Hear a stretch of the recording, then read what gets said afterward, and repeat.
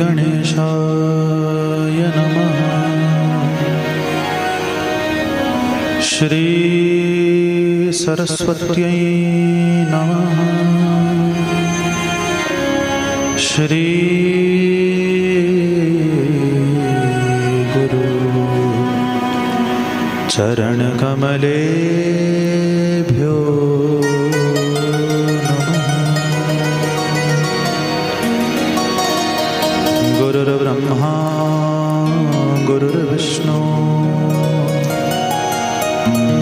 गुरुर्देवो महेश्वरः। गुरुः साक्षात् परं ब्रह्म तस्मै श्री गुरवे नमः। कर्पूरगौरं करुणावतारं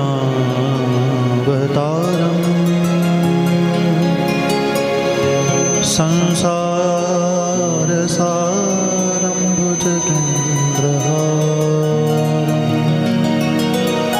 सदा वसन्तं हृदयारविन्दे भवं भवानी सहितं नमामि। पधारिए हनुमान जी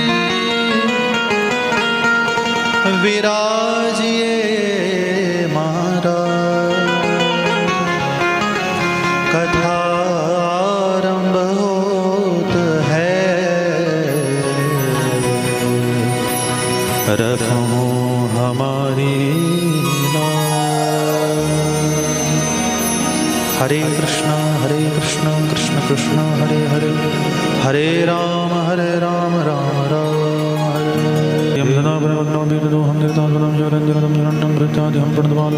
वंदे महापुरुषं चरणारविन्दं।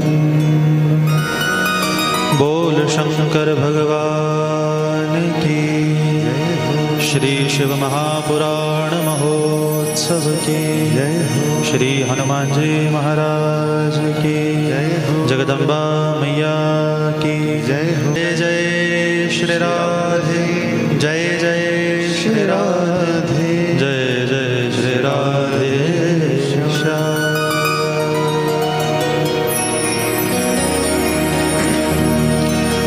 प्रेम से कहिए नमः शिवाय, नमः शिवाय, नमः शिवाय। आइए आज की कथा को आरंभ करने से पूर्व कुछ क्षण भगवान नाम संकीर्तन का आश्रय लें। उसके बाद हम और आप सभी मिलकर इस श्री शिव महापुराण के द्वितीय दिवस के सत्र में प्रवेश करेंगे। बोले भक्तवत्सल भगवान की जय।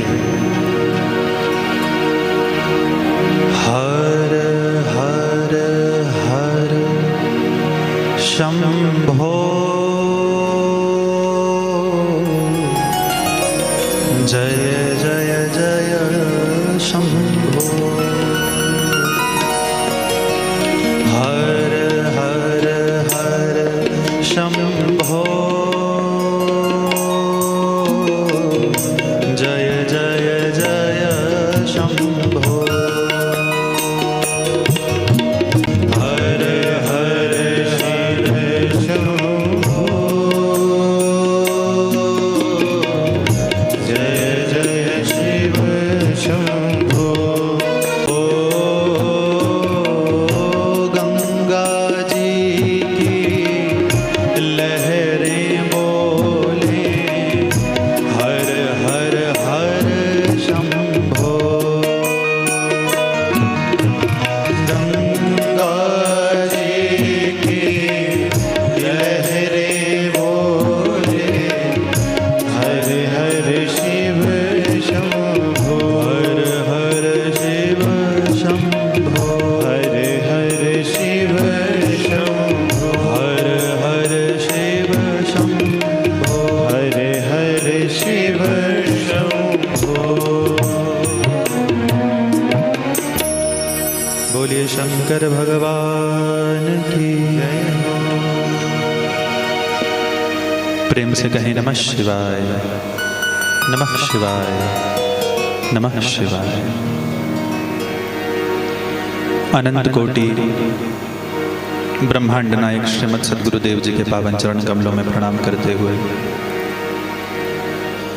कैलाशपति अवघड़दानी भगवान शंकर के पावन चरणारविंदों का आश्रय लेते हुए, अनंत बलवंत श्री हनुमंत लाल जी के पावन चरण कमलों में प्रणाम करते हुए, भगवान श्री माहुनाथ जी के विग्रह स्वरूप को प्रणाम करते हुए, स्थान देवता कुलक्षेत्र आदि देवों को प्रणाम करते हुए, पूज्य स्वामी जी महाराज के पावन चरण कमलों में प्रणाम करते हुए, एवं आप सभी के भीतर विराजमान उस पारब्रह्म परमेश्वर को प्रणाम करते हुए, ये व्यासपीठ आप सभी का इस श्रीमद् शिव पुराण के द्वितीय दिवस के सत्र में हार्दिक स्वागत करती है। बोलिए शंकर भगवान की।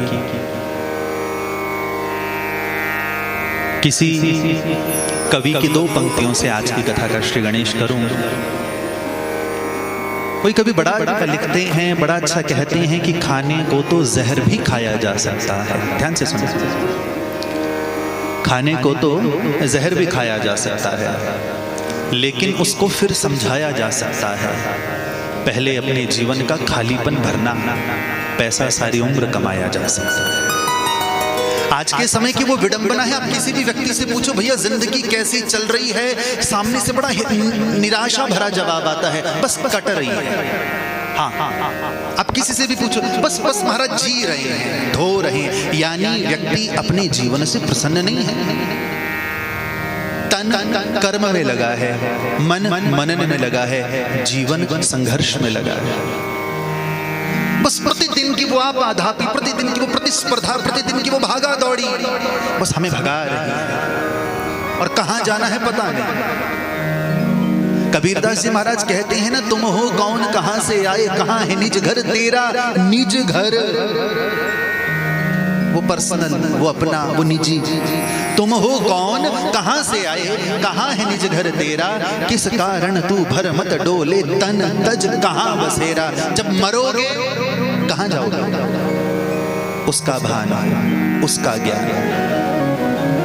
और जब व्यक्ति को इस बात का ज्ञान हो जाता है तो आदि गुरु शंकराचार्य जी के शब्दों में कहता है, चिदानंद रूप शिवो हम शिवो, मैं शिव स्वरूप। प्रेम से कहो नमः शिवाय, नमः शिवाय, नमः शिवाय।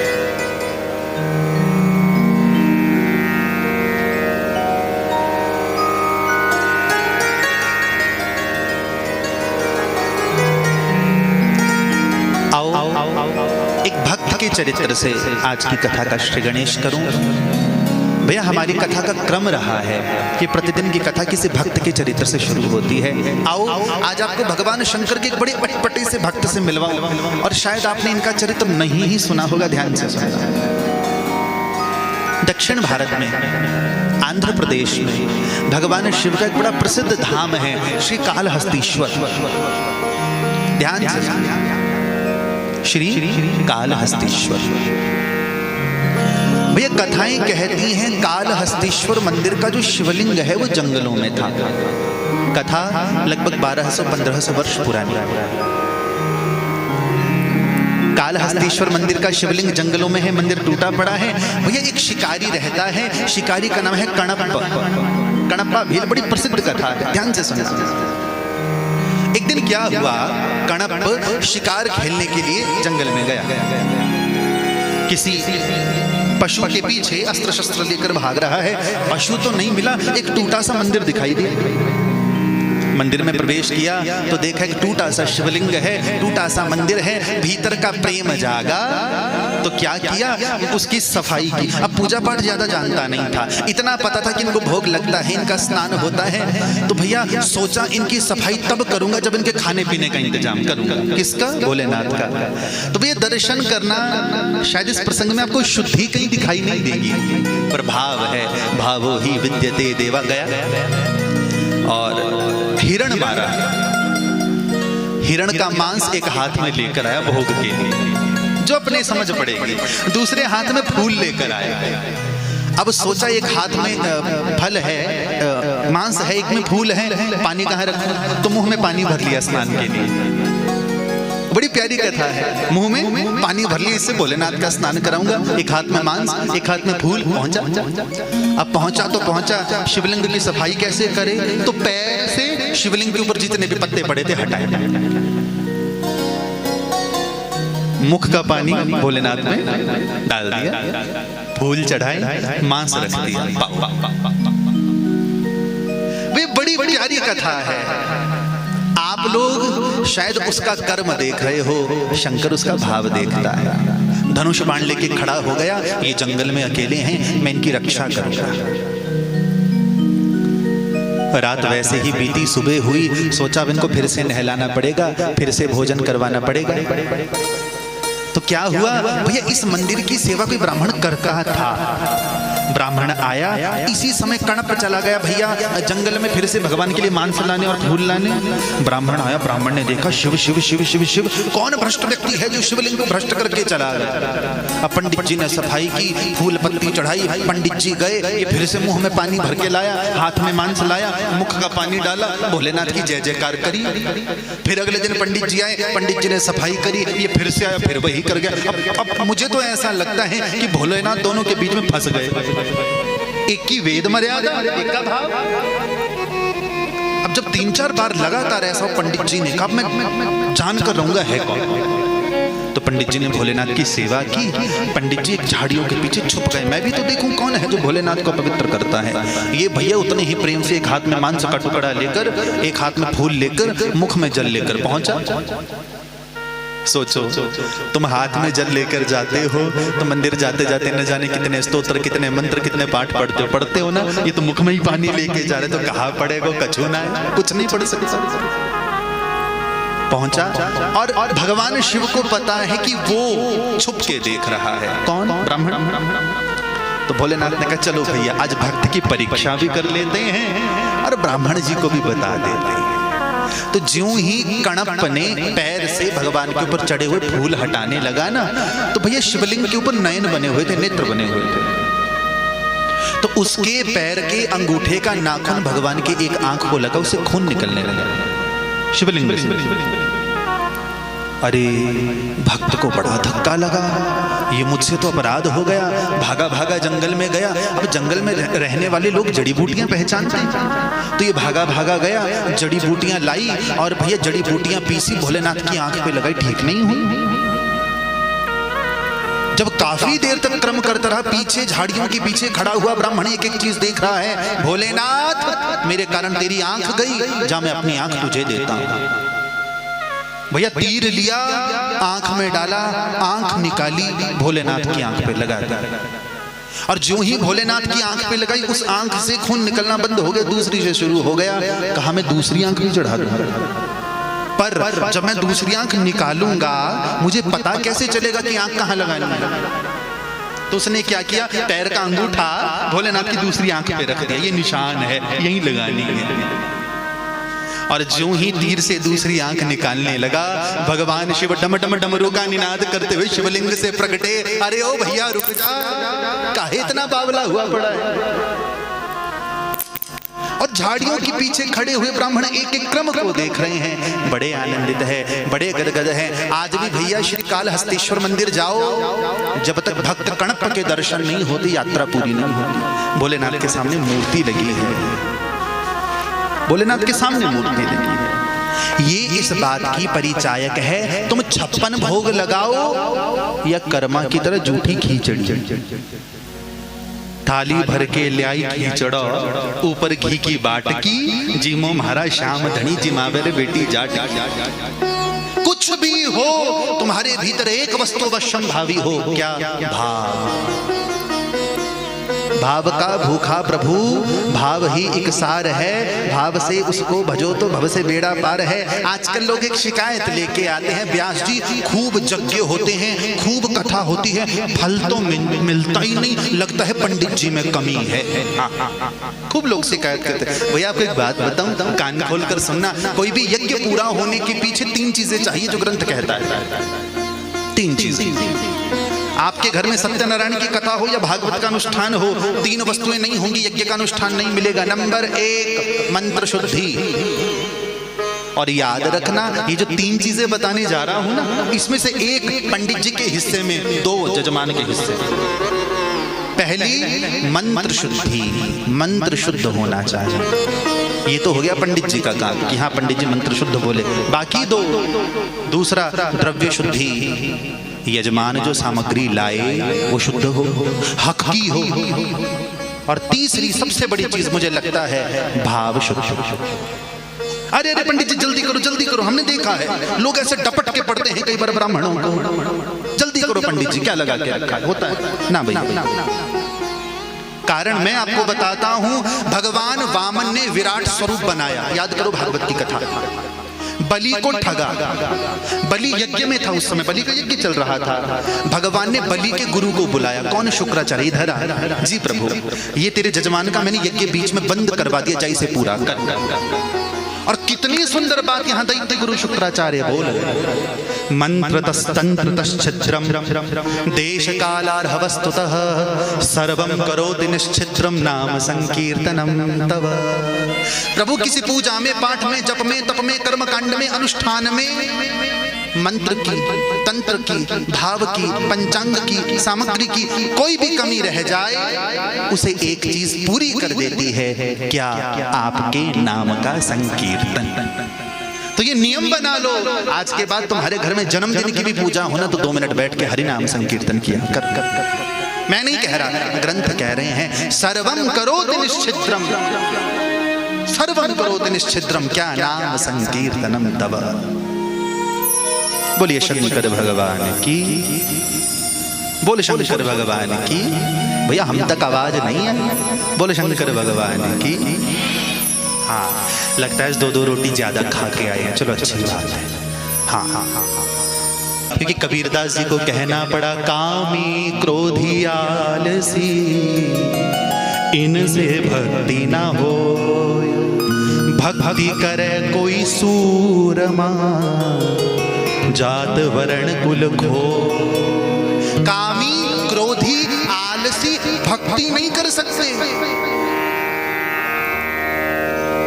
भक्ति कौन करेगा? भक्ति करने वाले को कबीरदास जी ने कहा सूरमा। अब सूरमा एक राजस्थानी शब्द है। सूरमा माने जो युद्ध में लड़ता है। भैया युद्ध कर, माला करने वाले को, भजन करने वाले को सूरमा क्यों कहा गया? मैं कहता हूं व्यासपीठ से, भाला उठाना आसान है, माला उठाना मुश्किल है। माला नहीं उठती। तुम भक्ति के पथ पे चलोगे, तुमको प्रवचन देने वाले सबसे पहले तुम्हारे अपने ही होंगे। कहा कबीरदास जी ने, भक्ति करे कोई सूरमा। ठीक है, करते रहेंगे चर्चा इन विषयों पर भी। आओ कथा की मूल धारा की ओर। कल हम चर्चा कर रहे थे भगवान शिव के कई प्रसंगों के ऊपर। भैया देखो, यहाँ एक बहुत विशेष प्रसंग आ रहा है, अब इसको ध्यान से सुनना। ज्यादातर लोगों के मन में सवाल होता है, शिवलिंग पर चढ़ा प्रसाद खाएं न खाएं। मैं बताता हूं भैया, शास्त्र का प्रमाण देकर कह रहा हूं। शिव पुराण कहता है, अग्राह्यम शिव नैवेद्यम पत्रम पुष्पम फलम जलम शालिग्राम शिला संगा सर्वे याति पवित्रता। शिव पर, शिवलिंग पर चढ़ा हुआ प्रसाद खाया नहीं जाता। ध्यान से सुनना, बात को आधा ही मत समझना, पूरा समझना। अस्वीकृत है क्या? शिव नैवेद्यम, शिव का प्रसाद, वो भले ही पत्रम पुष्पम फलम जलम, पत्ता हो, फूल हो, फल हो या पानी, ठीक। और इतना भी कहा गया, शिवलिंग पर चढ़ी हुई वस्तु का अधिकार चंड का होता है। फिर एक बात और कही, जो शिवलिंग स्वयंभू हैं, स्वयं प्रकटे हैं, या जो ज्योतिर्लिंग हैं, इनका प्रसाद पाया जा सकता है। ठीक, कुछ शर्तें और भी ध्यान से सुनना। शिव पुराण का भैया विद्येश्वर संहिता 22वां अध्याय 20वां श्लोक कहता है कि भैया लिंगो परिचयत द्रव्यम तद ग्राह्यम मुनीश्वराः सुपवित्रम तद ज्ञेयम यल्लिंग स्पर्श बाह्यतः। जो शिवलिंग को स्पर्श हो गया वो अग्राह्य है, जो शिवलिंग के केवल बाहर चढ़ा हुआ है वो पाया जा सकता है। समझना, जिस प्रसाद ने, फल ने, फूल ने, मिठाई ने शिव का स्पर्श कर लिया वो अग्राह्य है। जो बाहर है वो प्रसाद रूप में दो लो। फिर कई बार मन में सवाल उठता है कि महाराज हमारे पड़ोस में शिव जी का मंदिर है, वहां टनों के हिसाब से फल चढ़ते होता है, तो क्या करें? तो शिव पुराण ने इसका भी निराकरण कर दिया। शालिग्राम शिला संगार सर्वे याति पवित्रता। शिव पर चढ़ी हुई कोई भी सामग्री शालिग्राम को भोग लगाओ, वो सबके स्वीकार की हो जाए। हाँ, ये मत सोचो मैं सुना रहा हूं, मेरे पीछे कोई और बैठा है। हाँ, हम तो भोलेनाथ की गोद में बैठे हैं भैया, और भोलेनाथ की गोद में सिर है मेरा इस समय, तो हम नहीं सुनाने वाले बैठे। तो शिव पुराण कहता है शालिग्राम शिला संगात सर्वे याति पवित्रताम। शालिग्राम को यदि स्पर्श करा दी जाए वो वस्तु जो शिव को भोग लगी है वो स्वीकृत हो जाती है, स्वीकार्य हो जाती है।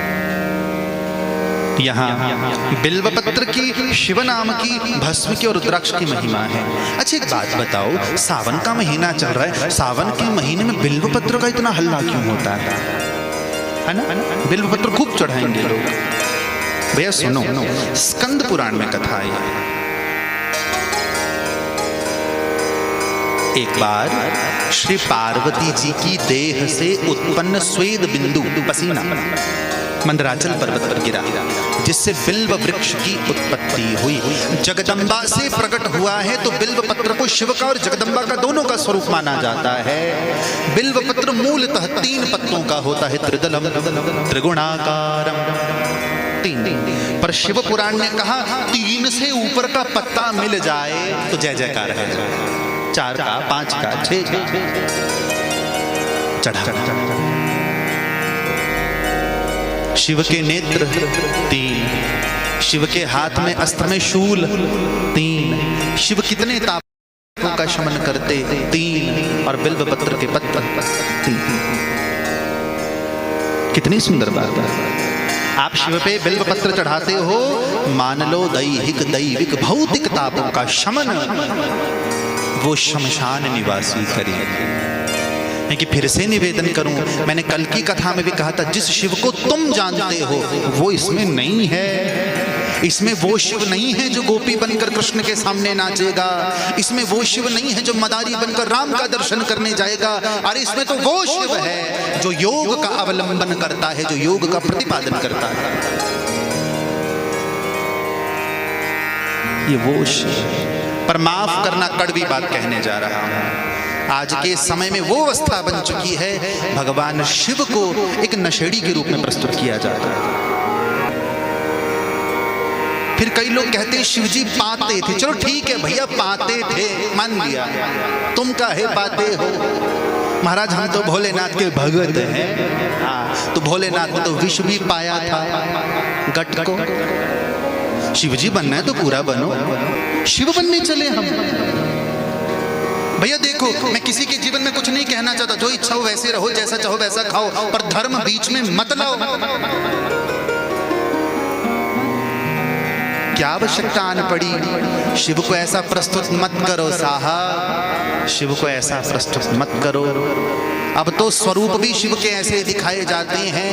यही कारण है मेरी कथा, मेरी व्यासपीठ झांकियों की विरोधी थी, विरोधी है, विरोधी रही। मजाक बनाया है शिव का। और माफ करना भैया, इस समय हिंदू धर्म की धज्जियां उड़ाने में सबसे बड़ा योगदान आपका, हिंदुओं का। हमारे पास कथा के लिए आएंगे, पहली डिमांड, महाराज झांकियां तो चाहिए। ना भैया, हम ते तो ना हो, सीधी सीधी मत करो धर्म का। शिव योगेश्वर है, शांतम शाश्वतम प्रमेय मनगम निर्वाण शांति प्रदम ब्रह्मा शंभु फणींद्र से। भैया शिव तो वो है जिसके विषय में शिव पुराण तो कहता ही कहता है, अन्य ग्रंथ भी कहते हैं। समझना, शिव तो वो है जिसके लिए शिव पुराण कहता है, विश्वोद्भव स्थिति लयादिषु हेतुमेकं गौरी पतिम विदित तत्त्वम् अनंत कीर्तिम। वो शिव है, अनंत कीर्ति है उनकी। तो ऐसे शिव की कथा का श्रवण लाभ लेने आप और हम यहाँ पर बैठे हैं। बोले भक्त वत्सल भगवान की। आपको कल की कथा में बताया भैया कि ये जो कथा है, बाकी सारे पुराण नैमिषारण्य से शुरू होते हैं, शिव पुराण नैमिषारण्य से शुरू नहीं होता, शिव पुराण प्रयाग से शुरू होता है। प्रयाग। मुनियों ने सूत जी से कहा, गुरुदेव अब हमने शिव का तत्व खूब सुन लिया, अब कृपा करके शिव के चरित्र सुनाओ, शिव की लीलाएं सुनाओ, जिसे सुनने के लिए आप भी बैठे। श्री सूत जी महाराज बड़ी सुंदर बात कहते हैं, मुनियों एक बार क्या हुआ, नारद जी महाराज हिमालय की किसी कंदरा में तप करने के लिए गए। भैया देखना, आज तक जब जब किसी ने तप किया है, सबसे पहली चिंता हुई तो इंद्र को कि हमारी गद्दी तो गई। भले कोई किसी भी चीज के लिए तप कर रहा हो, तो ब्रह्मा श्री नारद जी महाराज तप करने बैठे हैं, इंद्र ने कामदेव को भेजा। और इंद्र ने जब कामदेव को भेजा, कामदेव नारद जी को हरा नहीं पाया, उठा नहीं पाया। क्यों? ये नारद जी की तपस्या का बल नहीं था। नारद जी जिस स्थान पर तप कर रहे हैं, ये वही स्थान है जहां शिव ने कामदेव को भस्म किया था, और शिव ने वरदान दिया था इस इलाके में कामदेव का प्रभाव नहीं चलेगा। तो नारद जी पर कामदेव का प्रभाव नहीं चला, और नारद जी को पता क्या लगा, हम बड़े वाले तपस्वी, हम बढ़िया वाले तपस्वी। कामदेव आया, कामदेव ने अपने धनुष पे 5 बाण चढ़ाए, एक एक करके छोड़ता है। नारद जी महाराज को कोई असर नहीं, भागा भागा गया कामदेव। इंद्र को कहता है, अरे महाराज क्या बताऊं, एक गजब का तपस्वी मिला मुझे, मैंने इतने बाण चलाए, मेरे बाणों से तो शंकर ना बच पाए। वो बच कौन? नारद।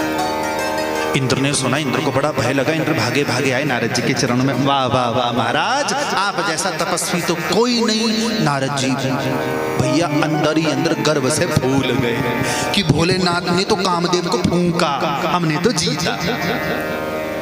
अब नारद जी ने सोचा, मैं अकेला बैठा बैठा तप कर रहा हूं, कामदेव को जीत लिया, किसी को पता तो चला नहीं, चलो हम ही जाके बताते हैं। तो नारद जी महाराज नारायण का संकीर्तन करते करते पहुंचे कैलाश, शिव जी के पास। भोलेनाथ ने देखा तो भोलेनाथ मन ही मन समझ गए, चलो भैया लीला शुरू होने वाली है। नारद जी महाराज ने प्रणाम किया।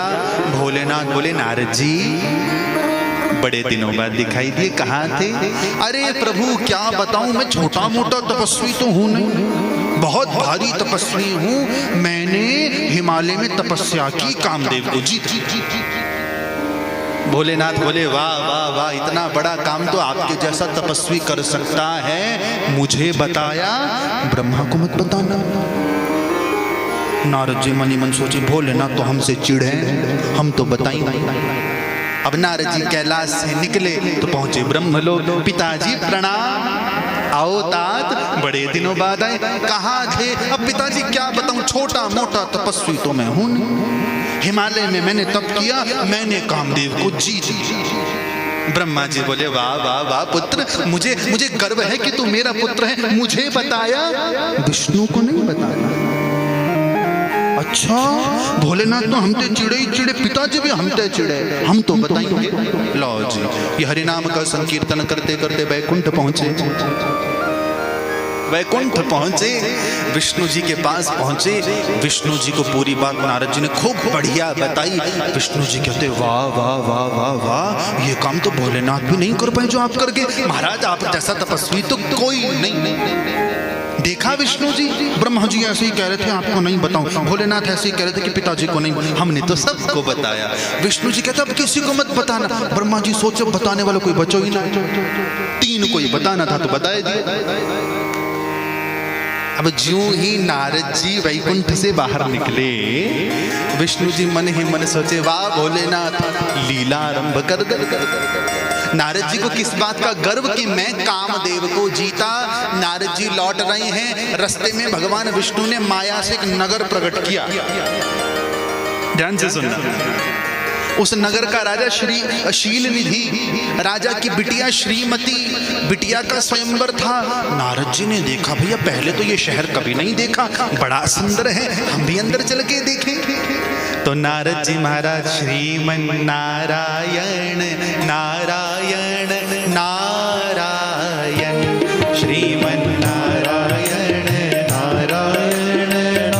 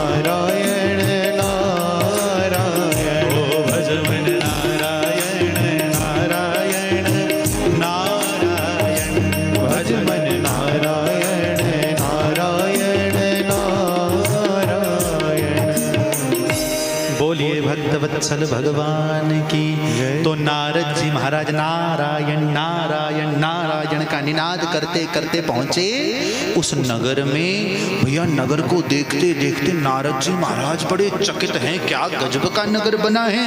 महल में प्रवेश किया और आप जानते हैं, नारद जी को नहीं पता, आपको पता है कि ये पूरी माया है, विष्णु जी ने बनाई है। तो नारद जी महलों में पहुंचे, राजा ने चरणों में प्रणाम किया। आहा, आज तो संत का दर्शन हुआ, जीवन धन्य हो गया। नारद जी कहते, भैया बाकी तो सब बढ़िया है, ये क्या है? महाराज आज ना मेरी बिटिया का स्वयंवर होने वाला है, तो उसकी तैयारियां चल रही हैं। ला तो वो राजा शील निधि नारद जी से बोला, हमारी बिटिया का भविष्य तो देखो। ठीक है, लाओ। अब भैया शील निधि की बिटिया श्रीमती इतनी सुंदर कि जो नारद जी कामदेव को जीतने का दंभ कर रहे थे, वो श्रीमती के रूप के ऊपर टिक बड़ी सुंदर है। तो नारद जी ने हाथ में श्रीमती का हाथ लिया और उसके हाथ की रेखाएं पड़ने लगे। जो इसका पति होगा वो तीनों लोगों का राजा होगा, जो इसका पति होगा उसके सामने बड़े बड़े देवता सिर झुकाएंगे, जो इसका पति होगा उसके रूप की बराबरी कोई नहीं कर सकता। कई बार मुझे लगता है यहाँ पर अर्थ गलत निकल गया। नारद जी को लगा कि जो इसका पति बनेगा उसको ये सब कुछ मिल जाएगा, पर शायद जिसके पास ये सब कुछ होगा वो इसका पति बनेगा, अर्थ ये था। अब नारद जी ने सोचा कि कहीं हमाओ ब्याह इनसे है जाए, हमारी शादी इनसे है जाए तो मजा आ जाए, हम दुनिया के राजा बनेंगे, खूब बढ़िया। पर नारद जी सोचे, हम तो ठहरे बाबा आदमी, हम ते ब्याह कौन करेगा? तो भैया किसी से स्वरूप मांगा जाए।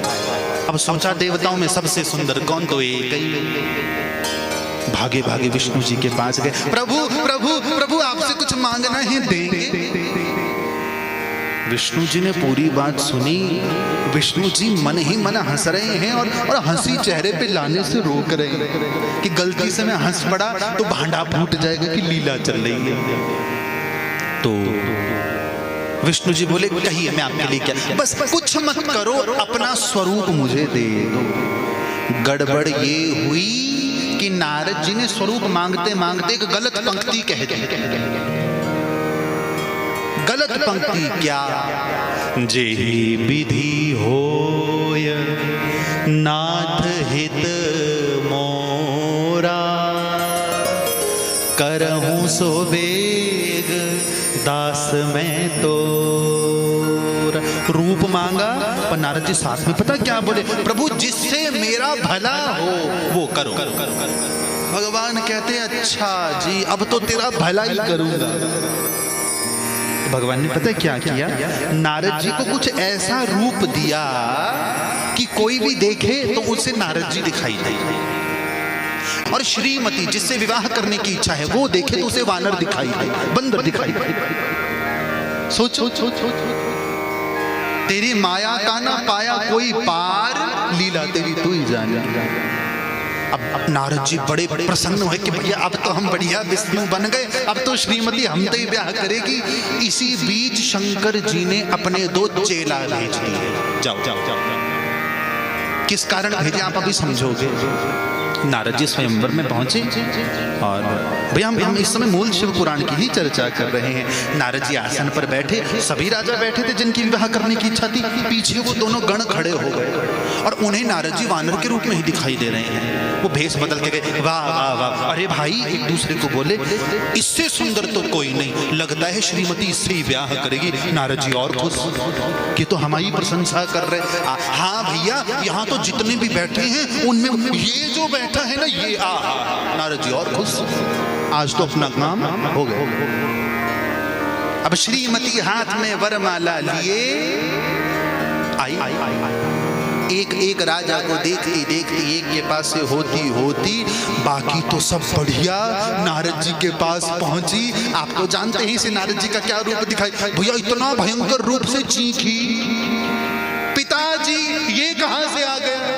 नारद जी सोचे गड़बड़ हुई तो कहां हुई, तो हुई कहां हुई। अंत में भेष बदल के विष्णु जी खड़े हो गए। श्रीमती गई विष्णु जी को माला डाल, और विष्णु जी लक्ष्मी श्रीमती के साथ लुप थे। अब नारद जी को उनका गुस्सा तो बाद में आया, पहले उनका गुस्सा आया। किस बात की तारीफ कर रहे थे? तो दोनों बड़े प्रेम से बोले, महाराज मुख तो देख लो। दर्पण लाए, माया छूटी तो नारद जी ने अपना भयानक वानर का मुख देखा। नारद जी के क्रोध का पारावार नहीं रहा। पहले उन दोनों को श्राप दिया, मैं तुम्हें श्राप देता हूं, तुम दोनों धरती पर राक्षस रूप में जन्म।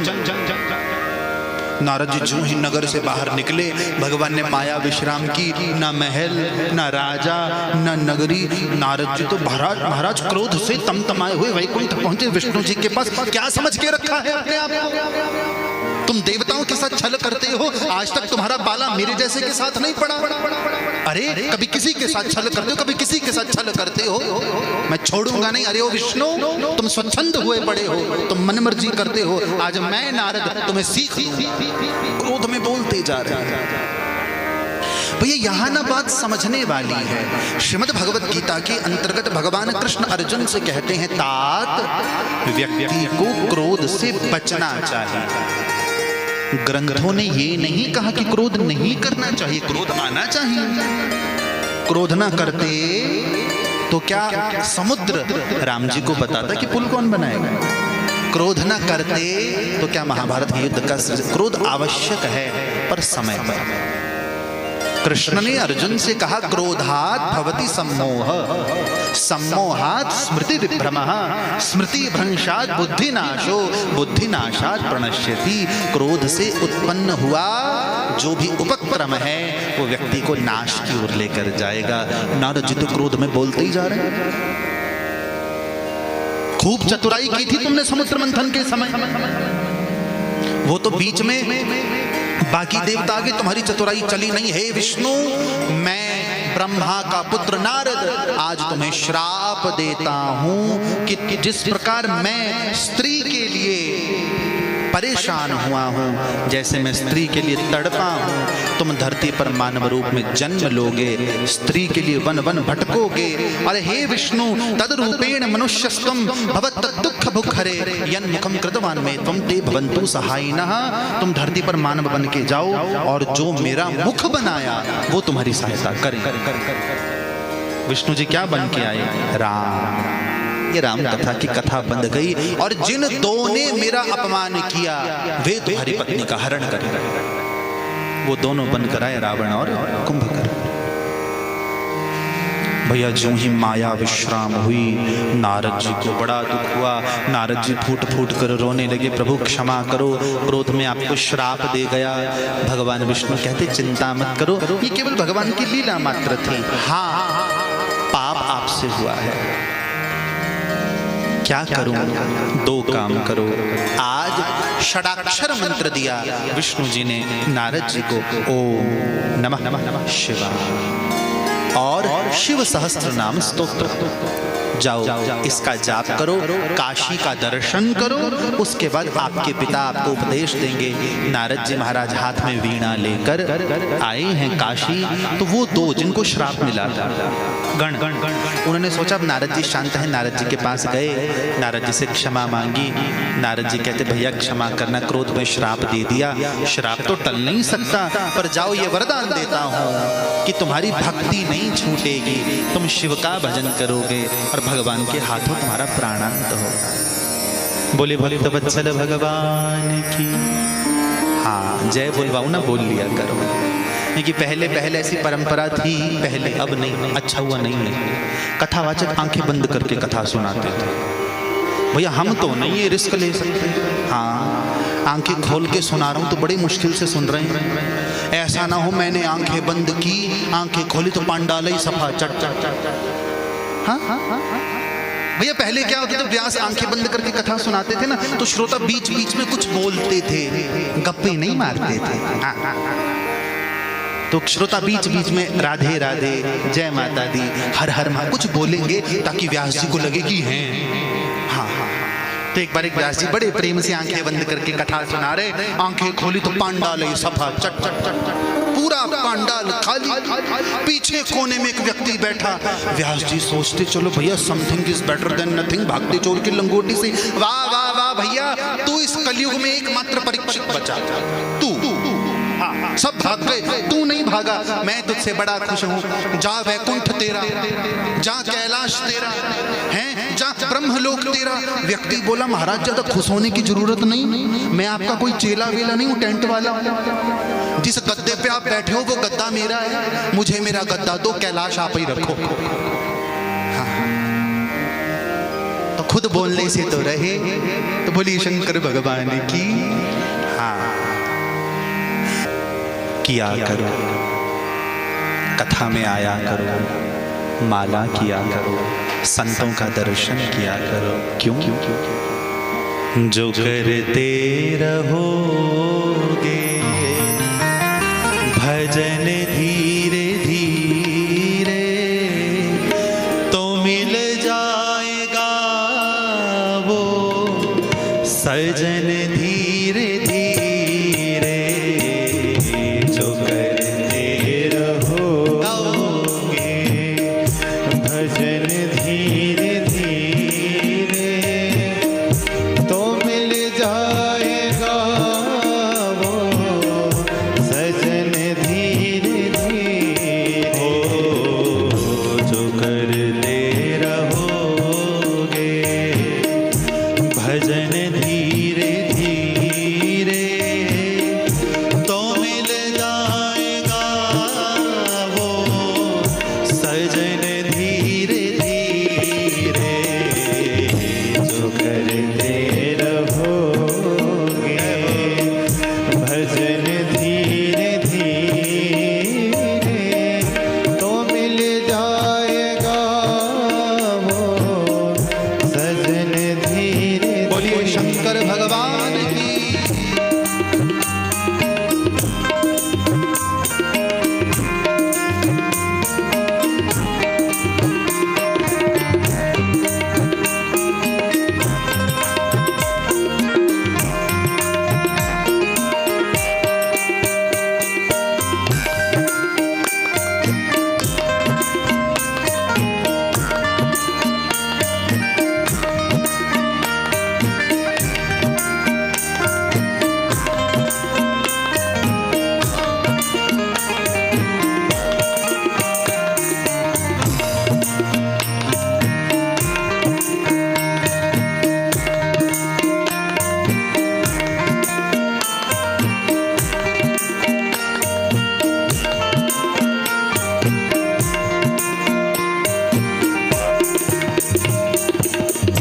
अगर उनसे मिलने की दिल में तमन्ना, अगर उनसे मिलने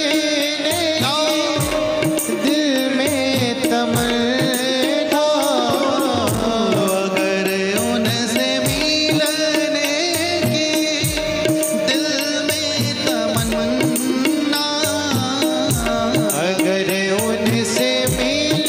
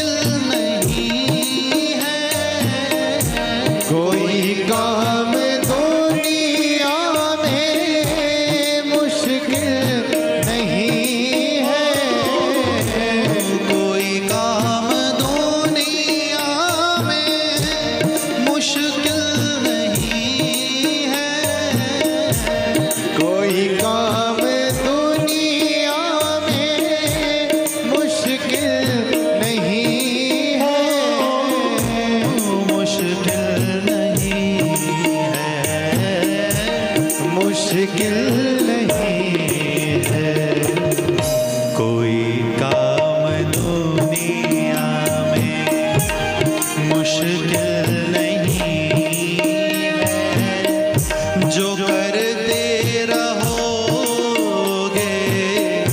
यत्न धीरे धीरे, जो करते रहोगे भजन धीरे धीरे तो मिल जाएगा वो सजन धीरे धीरे। बोलिए शंकर भगवान की।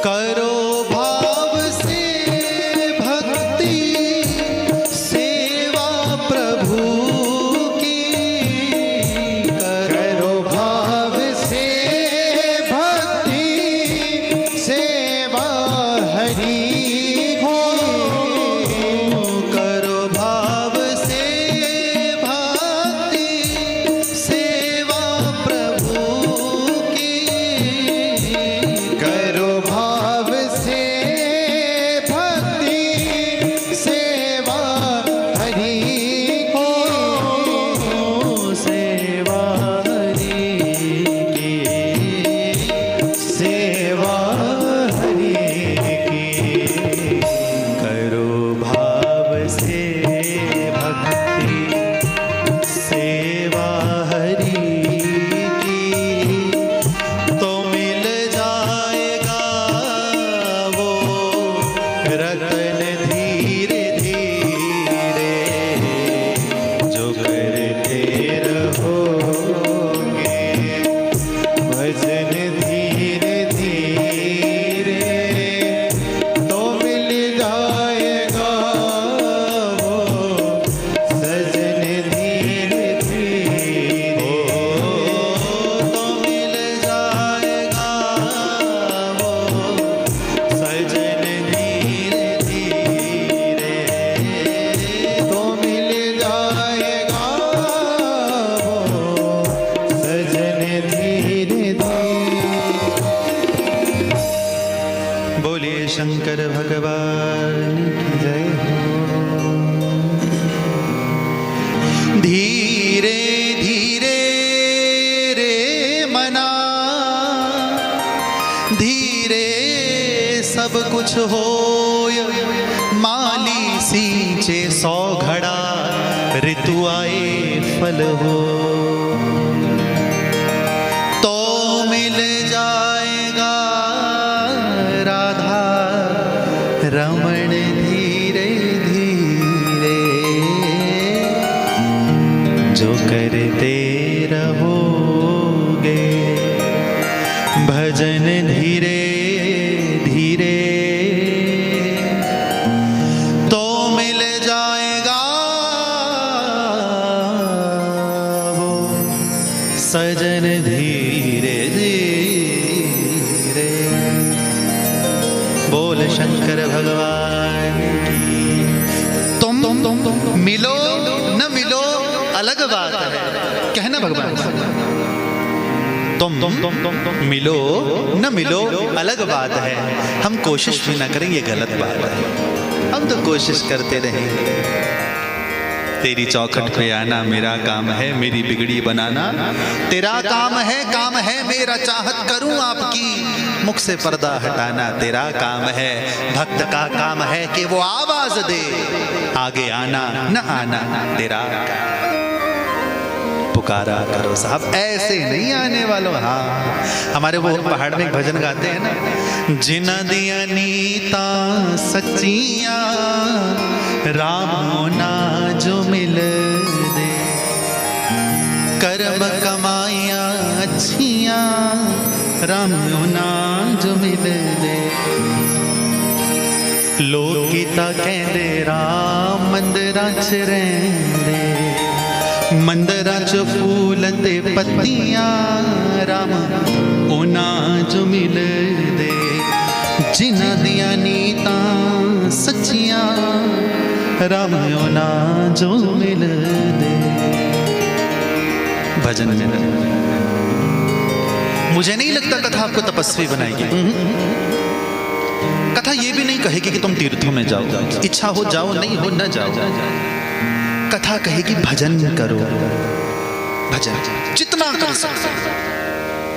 अब भजन तुम कैसे करते हो भैया? भजन करने की बहुत सी विधाएं हैं। कोई है जिनको माला फेरना अच्छा लगता है, कोई है जिनको गाना अच्छा लगता है, भजन गाओ, स्तोत्र गाओ, स्तुतियां गाओ, कोई है जिसे आंखें बंद करके षटचक्र का भेदन करते हुए यहाँ शिव का दर्शन करना अच्छा लगता है। अब ये क्या है आने वाले दिनों में बताऊंगा, ज्यादा विस्तार न दूंगा, क्योंकि मैंने आपको कहा जो शिव पुराण है ये योगियों का ग्रंथ है।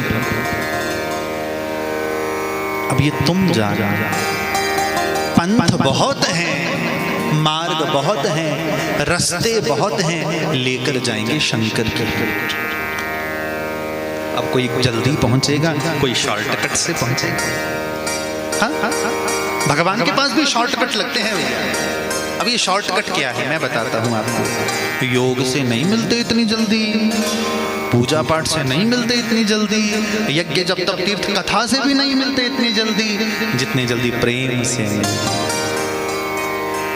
राम ही केवल प्रेम प्यारा, जान लियो कोई जान निहारा।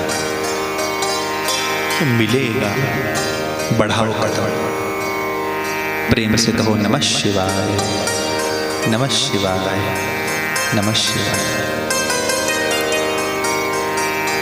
श्री नारद जी महाराज आज विष्णु जी के आदेश पर पहुंचे काशी। काशी और भैया काशी पहुंचे हैं। आप जानते हैं काशी में पहला दर्शन किसका होता है? बाबा विश्वनाथ, भगवान काल भैरव, भगवती अन्नपूर्णा, बहुत स्थान है। आप लोगों ने दर्शन किए होंगे शिव की नगरी। काशी गए नारद जी महाराज, काशी में विश्वनाथ का दर्शन किया, काशी में विविध लिंगों का, क्योंकि काशी में बहुत से शिव मंदिर हैं, भगवती अन्नपूर्णा का दर्शन किया, श्री काल भैरव का दर्शन किया, श्री त्रिनेत्र गणपति का दर्शन किया। नारद जी महाराज या गंगा जी के किनारे पार्थिव लिंग बनाते हैं, मिट्टी से शिवलिंग बनाते हैं, उसका पूजन करते हैं और शिव सहस्त्र नाम स्तोत्र का जाप करते हैं। विष्णु जी ने कान में मंत्र दिया है, ओम नमः शिवाय, ओम नमः शिवाय, ओम नमः शिवाय। जाप करते हैं प्रतिदिन, हाथ में वीणा लेकर हरि नाम करते करते पहुंचे हैं ब्रह्मा जी के पास। पिताजी प्रणाम किया, चरणों में दंडवत की, कृपा करके शिव तत्व आज मेरी झोली में डाल दो। ब्रह्मा जी को बड़ी प्रसन्नता हुई, पर दुख भी हुआ। काश उस दिन तो मेरी बात मान लेता, जब तुम मेरे पास अपनी प्रशंसा सुनाने आया था ना, मैंने कहा था मुझे कहीं आगे मत कहना, ऐसा कुछ ना होता। पर तात, मुझे लगता है अगर वो घटना न होती, तेरे भीतर शिव को जानने की इच्छा ना होती। एक चीज आपको पहले ही स्पष्ट कर दूं, शिव पुराण के अनुसार शिव अलग है, महेश अलग है, रुद्र अलग है। हाँ, ध्यान से सुनो, रहस्य की बात बता रहा हूं भैया। शिव अलग है, और इनमें से जो सुप्रीम पावर, सर्वोच्च सत्ता किसी को स्वीकार किया गया, किसको? शिव को। और मैंने आपको कल की कथा में भी कहा, शिव जो ग्रंथों ने मूल शिव माने हैं, वो 5 मुख के हैं, 10 हाथ वाले हैं। पंचाननम प्रबल पंच विनोदशीलम। और आपको एक और बात बताऊं, आप शिव की आरती गाते हो ना, वो शिव की आरती नहीं है, ध्यान से देखना उसकी पंक्तियां, वो त्रिदेव की आरती है। एकानन चतुरानन, एक मुख किसका? विष्णु जी का। 4 मुख किसके? ब्रह्मा जी के। पंचानन राजे, 5 मुख किसके? भोलेनाथ के। हंसासन, हंस पे कौन बैठे? ब्रह्मा जी। गरुड़ासन, गरुड़ पे कौन बैठे? विष्णु जी। वृषवाहन साजे, ये त्रिदेव की आरती है। हर हर हर महादेव। श्वेतांबर, ब्रह्मा जी। पीतांबर, है ना? कौन? विष्णु जी। बाघांबर अंगे, सनकादिक ब्रह्मा जी। गरुड़ादिक विष्णु जी। भूतादिक संगे। भैया हम लोग केवल गाते हैं, समझते नहीं हैं। हर हर हर महादेव। 2 भुज विष्णु जी, क्षमा चाहूंगा, ब्रह्मा जी। 4 चतुर्भुज विष्णु जी। 10 भुज ते सोहे, अभी आपको बताया शिव जी 10 हाथ वाले हैं। 3 रूप निरखता, 3 रूप, एक नहीं। त्रिभुवन मन मोहे। हर हर हर महादेव। फिर आगे क्या कहा? ब्रह्मा विष्णु सदा शिव, जानत अविवेका। वो मूर्ख है जो तीनों को अलग समझते हैं, अविवेकी हैं। क्यों? प्रणवाक्षर के मध्य, प्रणव यानी ओम, प्रणवाक्षर के मध्य ये तीनों एका हो गए ना, एक। हर हर हर महादेव। और अंत में क्या कहा? त्रिगुण स्वामी जी की आरती। ये भी तो गा सकते थे कि शिव शंकर जो की ना, ये शिव की आरती है ही नहीं, है ना? जो कोई नर गावे त्रिगुण स्वामी जी की आरती। कहत शिवानंद स्वामी, मन वांछित फल पावे। और शुरुआत में आओ, जय शिव ओमकारा। ओमकार वो प्रणव का स्वरूप है। मुझे लगता है शिव पुराण का पूरा सार इस आरती में। भोले हर शिव ओंकारा, ब्रह्मा विष्णु सदा शिव, अर्धांगी धारा। तीनों अर्धांगी धारा है। तो क्या कहना है? हर हर हर महादेव। आनंद आया? ये चीज बताती है कथा। मैं वही पुरानी सुनी सुनाई बातें ही सुनाऊं तो भैया के फायदो तो ताम झाम को ना, ना, ना, ना।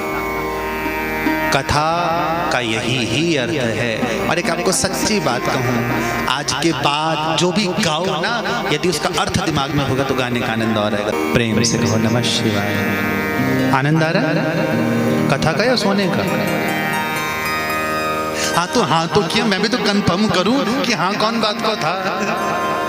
बोले शंकर भगवान की।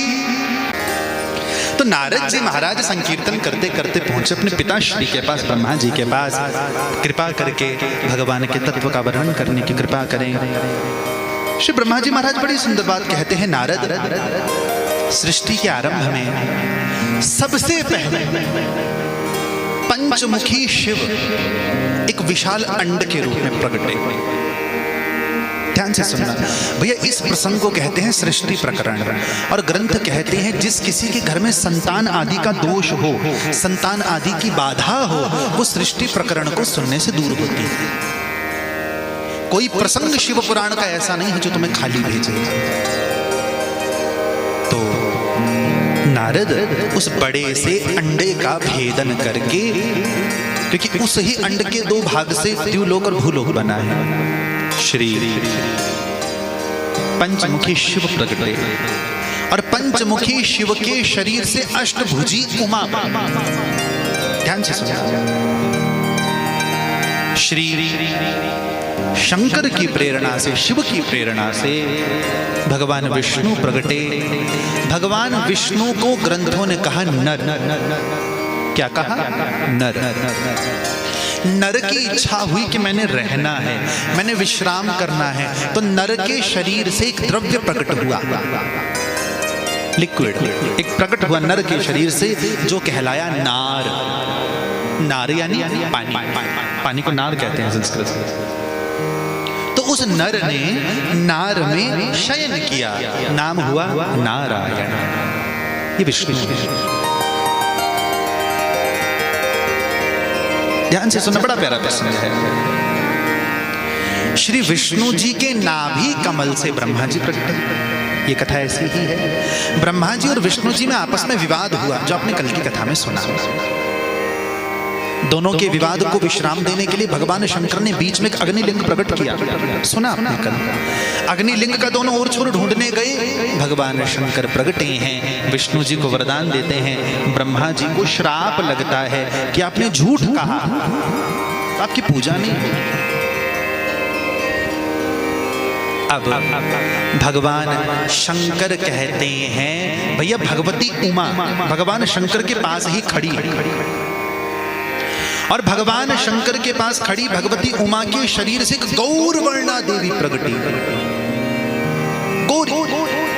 गौर स्वरूप है उनका, हाथ में वीणा धारण की है।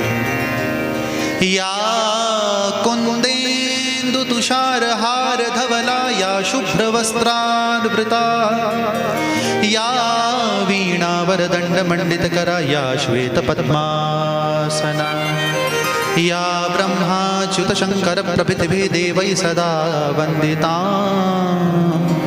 सा मां पातु सरस्वतीं भगवतीं निःशेष जाड्यापहां। कौन? सरस्वती भगवती उमा के शरीर से प्रगटी, ब्रह्मा जी को दी लो, ये आपकी शक्ति, आप ब्रह्मा, ये ब्रह्माणी। और याद रखना, भगवती ब्रह्माणी की पूजा का विस्तार राजस्थान में बहुत है। भगवती ब्रह्माणी के बहुत मंदिर मिलते हैं। भगवती गौरा के शरीर से, भगवती उमा के शरीर से दूसरी शक्ति प्रकटी है, जिनकी बड़ी सुंदर कांति है, लाल वस्त्र धारण किए हैं। विष्णु जी को कहा लो, ये आपकी शक्ति कहलाई वैष्णवी, लक्ष्मी। भैया इनका पहला नाम वैष्णवी ही है। ये लक्ष्मी कब बनी? जब इन्होंने शरीर छोड़ा, समुद्र के घर में जन्म लिया। ये देवी भागवत का प्रसंग है। अब तीसरी शक्ति उमा जी अपने शरीर से प्रकट करने लगी, तो विष्णु जी ने कहा, ब्रह्मा जी आपके यहां से रुद्र प्रकट होगा। किसने कहा? शिव ने। क्या कहा? रुद्र प्रकट होगा, यानी रुद्र अलग है, शिव अलग। फिर से कहूं, उमा के शरीर से तीसरी देवी प्रकटेगी, रुद्र की पत्नी होगी काली, जिसका नाम होगा रुद्राणी। पर वो तो तब प्रकटेगी जब रुद्र प्रकटेंगे। ब्रह्मा जी आप सृष्टि बनाएंगे। देखो आप लोगों ने सुना होगा अन्य ग्रंथों में कि 3 चीजें होती हैं, सृष्टि बनाना, सृष्टि पालन करना और सृष्टि को नष्ट करना। पर शिव पुराण कहते 3 नहीं 5 चीजें हैं। सृष्टि, स्थिति, संहार, तिरोभाव, अनुग्रह। भगवान शिव ने क्या कहा? ब्रह्मा तुम धरती बनाते हो, विष्णु तुम पालन करते हो, रुद्र नाश करेगा, रुद्र नाश करेगा, महेश सबको अपने भीतर समाहित करेगा, और 5वां मैं शिव सबको मोक्ष दूंगा। तो शिव अलग, रुद्र अलग, महेश अलग। जाओ सृष्टि कर। तो हम सभी जानते हैं सबसे पहले ब्रह्मा जी के मन से 4 पुत्र उत्पन्न हुए। उससे पहले ब्रह्मा जी शिव जी से पूछते हैं, नाथ आपकी उपासना कैसे है, आपका पूजन कैसे हो? हाथ जोड़ के निवेदन है। अब जो प्रसंग कहने जा रहा हूं कान खोल कर सुनना, बिल्कुल ध्यान से सुनना। भगवान शंकर कहते हैं मेरी उपासना 2 प्रकार की है, सगुणा निर्गुणा। सगुणा मूर्ति, निर्गुणा शिवलिंग। मेरी शिवलिंग में पूजा हो, और मूर्ति से बढ़िया मेरी पूजा शिवलिंग में हो। अब यहाँ शिवलिंग के स्वरूप का वर्णन है। भैया हाथ जोड़ के निवेदन मेरा, जो कहूंगा, क्योंकि मैंने कल भी इस बात को कहा था, लोग शिवलिंग का मजाक उड़ाते हैं, लोग शिवलिंग का अपमान करते हैं। लोगों को लगता है शिवलिंग यानी भगवान शिव का कोई अंग विशेष रहा होगा। ना, संस्कृत का ज्ञान होता तो ये प्रश्न कभी ना उठता। क्योंकि आप जानते हैं जब किसी बालक का जन्म होता है तो डॉक्टर सबसे पहले लिंग जांच करते हैं, अंग जांच नहीं होती। लिंग का अर्थ संस्कृत में चिन्ह है, सिंबल। यानी डॉक्टर इस बात को निश्चित करेगा कि जो बालक जन्मा है इसका चिन्ह पुरुष की ओर इशारा करेगा, स्त्री की ओर इशारा करेगा। ठीक समझना है, ध्यान से समझना। लिंग यानी आप संस्कृत व्याकरण उठाकर देख लेना, कहीं भी लिंग का अर्थ कोई अंग, भैया क्षमा चाहूंगा अटपटे शब्द है पर मुझे बोलने पड़े, पर अटपटे है नहीं, हम लोगों की बुद्धि नहीं। लिंग का अर्थ चिन्ह, तभी हम लोग कहते हैं स्त्रीलिंग, पुल्लिंग, नपुंसक। तुम लोगों की भाषा में समझा, ध्यान से। स्त्रीलिंग यानी स्त्री का चिन्ह, पुल्लिंग यानी पुरुष का चिन्ह। तो शिवलिंग का क्या मतलब हुआ? शिव का चिन्ह, शिव का प्रतीक, शिव का स्वरूप, शिव का इशारा, शिव का अंग नहीं। दूसरा, कई बार लोग फिर प्रश्न उठाते हैं कि महाराज जो शिवलिंग है वो एक विशेष आकार में। एक बात बताओ, क्या आप लोगों ने केवल गोल ही शिवलिंग देखे हैं? केदारनाथ जाओ, वहां तो शिवलिंग का वैसा स्वरूप ही नहीं है। कई जगह आपको पंचमुखी शिवलिंग मिलेंगे, अष्टमुखी शिवलिंग मिलेंगे, बकायदा शिवलिंग के ऊपर आंखें लगाई जाती है, पूरा श्रृंगार किया जाता है। यानी शिवलिंग शिव है, अंग विशेष नहीं। और मैं नहीं कह रहा, शिव पुराण कहता है, विद्येश्वर संहिता का 10वें अध्याय का 38वां श्लोक कहता है, भैया देखो, मानो, समझो, ये शिवलिंग है, ध्यान से समझना। और नीचे के भाग को हम लोग योनि कहते हैं, जिसपे शिवलिंग टिका होता है। ध्यान से समझना इस बात को। शिव पुराण क्या कहता है? लिंग वेदिर महादेवी लिंगम साक्षान महेश्वर लयनाम लिंगम इत्युक्तम तत्रैव निखिलम जगत। जो निचला स्थान है वो क्या है? पार्वती, जिसपे शिवलिंग टिका है। और ऊपर का भाग क्या है? शिव। ऊपर के भाग पर शिव का पूजन होगा, नीचे के भाग पर जगदम्बा का पूजन होगा। क्यों? क्योंकि लिंग वेदिर महादेवी लिंगम साक्षात महेश्वरा लय नाम लिंगम इत्युक्तम तत्रैव निखिलम जगत। हर सार, हर वस्तु, हर विषय अंत में जाकर जिसमें लीन हो जाए उसका नाम शिवलिंग। समझना भैया, इससे आसान शब्दों से नहीं समझा सकता। हाथ जोड़कर निवेदन, शिवलिंग का अपमान मत किया कर। कारण एक चीज और, जो हम लोग अर्घा भी कहते हैं उससे, जो शिवलिंग की परिधि होती है भैया वो गोल नहीं होती हमेशा। आप लोगों ने चतुष्कोण षटकोण भी देखी होंगी, आड़ी तिरछी भी देखी होंगी, चौकोर भी देखी होगी। शिवलिंग आपने कई कई रूप, भैया महाराष्ट्र में जगह पड़ती है महाबलेश्वर, बड़ा प्रसिद्ध स्थान है। महाबलेश्वर में भगवान महाबलेश्वर का मंदिर है और महाबलेश्वर शिवलिंग का जाके दर्शन करना, वो रुद्राक्ष शिवलिंग है, इतना बड़ा शिवलिंग है और शायद इतना ऊंचा, बस उस पे छेद ही छेद है। आप कभी उड़ीसा जाओ, जगन्नाथ के पास एक शहर पड़ता है भुवनेश्वर, उड़ीसा की राजधानी। भुवनेश्वर में मंदिर भगवान लिंगराज का, शिव का। वहां के शिव हरिहरात्मक है, वहां शिव त्रिशूल नहीं पकड़ते, धनुष पकड़ते। कितने प्रमाण, केदारनाथ सब गए होंगे जो 3 धाम 4 धाम की यात्रा करते हैं, वो शिवलिंग नहीं है, वो शिला है। एक आकार करेंगे चर्चा उस चीज की। समझो, शिवलिंग शिव का प्रतीक है, शिव की ओर इशारा करता है, यानी शिव जहां भी होंगे जगदम्बा के साथ होंगे। तभी हम लोग सदा शिवाय नमः नहीं कहते, सांब सदा शिवाय। स मतलब जो जगदम्बा के साथ, अंबा के साथ। भैया मुझे क्या आवश्यकता पड़ी अलग विषयों पर बोलने की? आवश्यकता पड़ती है कि इस समय हिंदू ही हिंदू धर्म के प्रति जागरूक नहीं है, नहीं। रोज लोगों से इधर उधर की बातें शेयर करते हो ना, कथा धर्म का भी प्रचार किया करो, तुम्हारा कर्तव्य बनता है। कोई चीज कथा में अच्छी लगी लोगों से साझा किया करो, करनी चाहिए। समझो, शिव कहते हैं प्रासंगिक चीजें हैं भैया। और अभी थोड़ी देर बाद हम चर्चा करेंगे 8 प्रकार के शिवलिंग बताए ग्रंथ में। एक प्रकार के नहीं, बहुत प्रकार के शिवलिंग। भगवान शंकर आज ये बात कहकर लुप्त हुए तो जितने भी वहां खड़े थे ना, लक्ष्मी जी हैं, सरस्वती जी हैं, ब्रह्मा जी और विष्णु जी हैं, तो विष्णु जी सबको उपदेश करते हैं। और बड़ा सुंदर विष्णु जी ने यह श्लोक कहा, साहानी तन्महाछिद्रम सांधता साच मुग्धता यन्मुहूर्तं क्षणं वापि शिवम नैव समर्चये। वो दिन बेकार है, वो घड़ी बेकार है, वो पल बेकार है जो बिना शंकर के गुजरे। कितनी सुंदर बात। और ये बात मैं नहीं कह रहा, शिव तांडव स्तोत्र उठाकर देख लो। रावण ने कहा शिवेति मंत्र मुच्चरन् कदा सुखिं भवाम्यहम्, कि शिव ये मंत्र बोलकर, शिव शिव शिव बोलकर, हे नाथ कदा सुखी भवाम्य हम, मैं कब सुखी होऊंगा।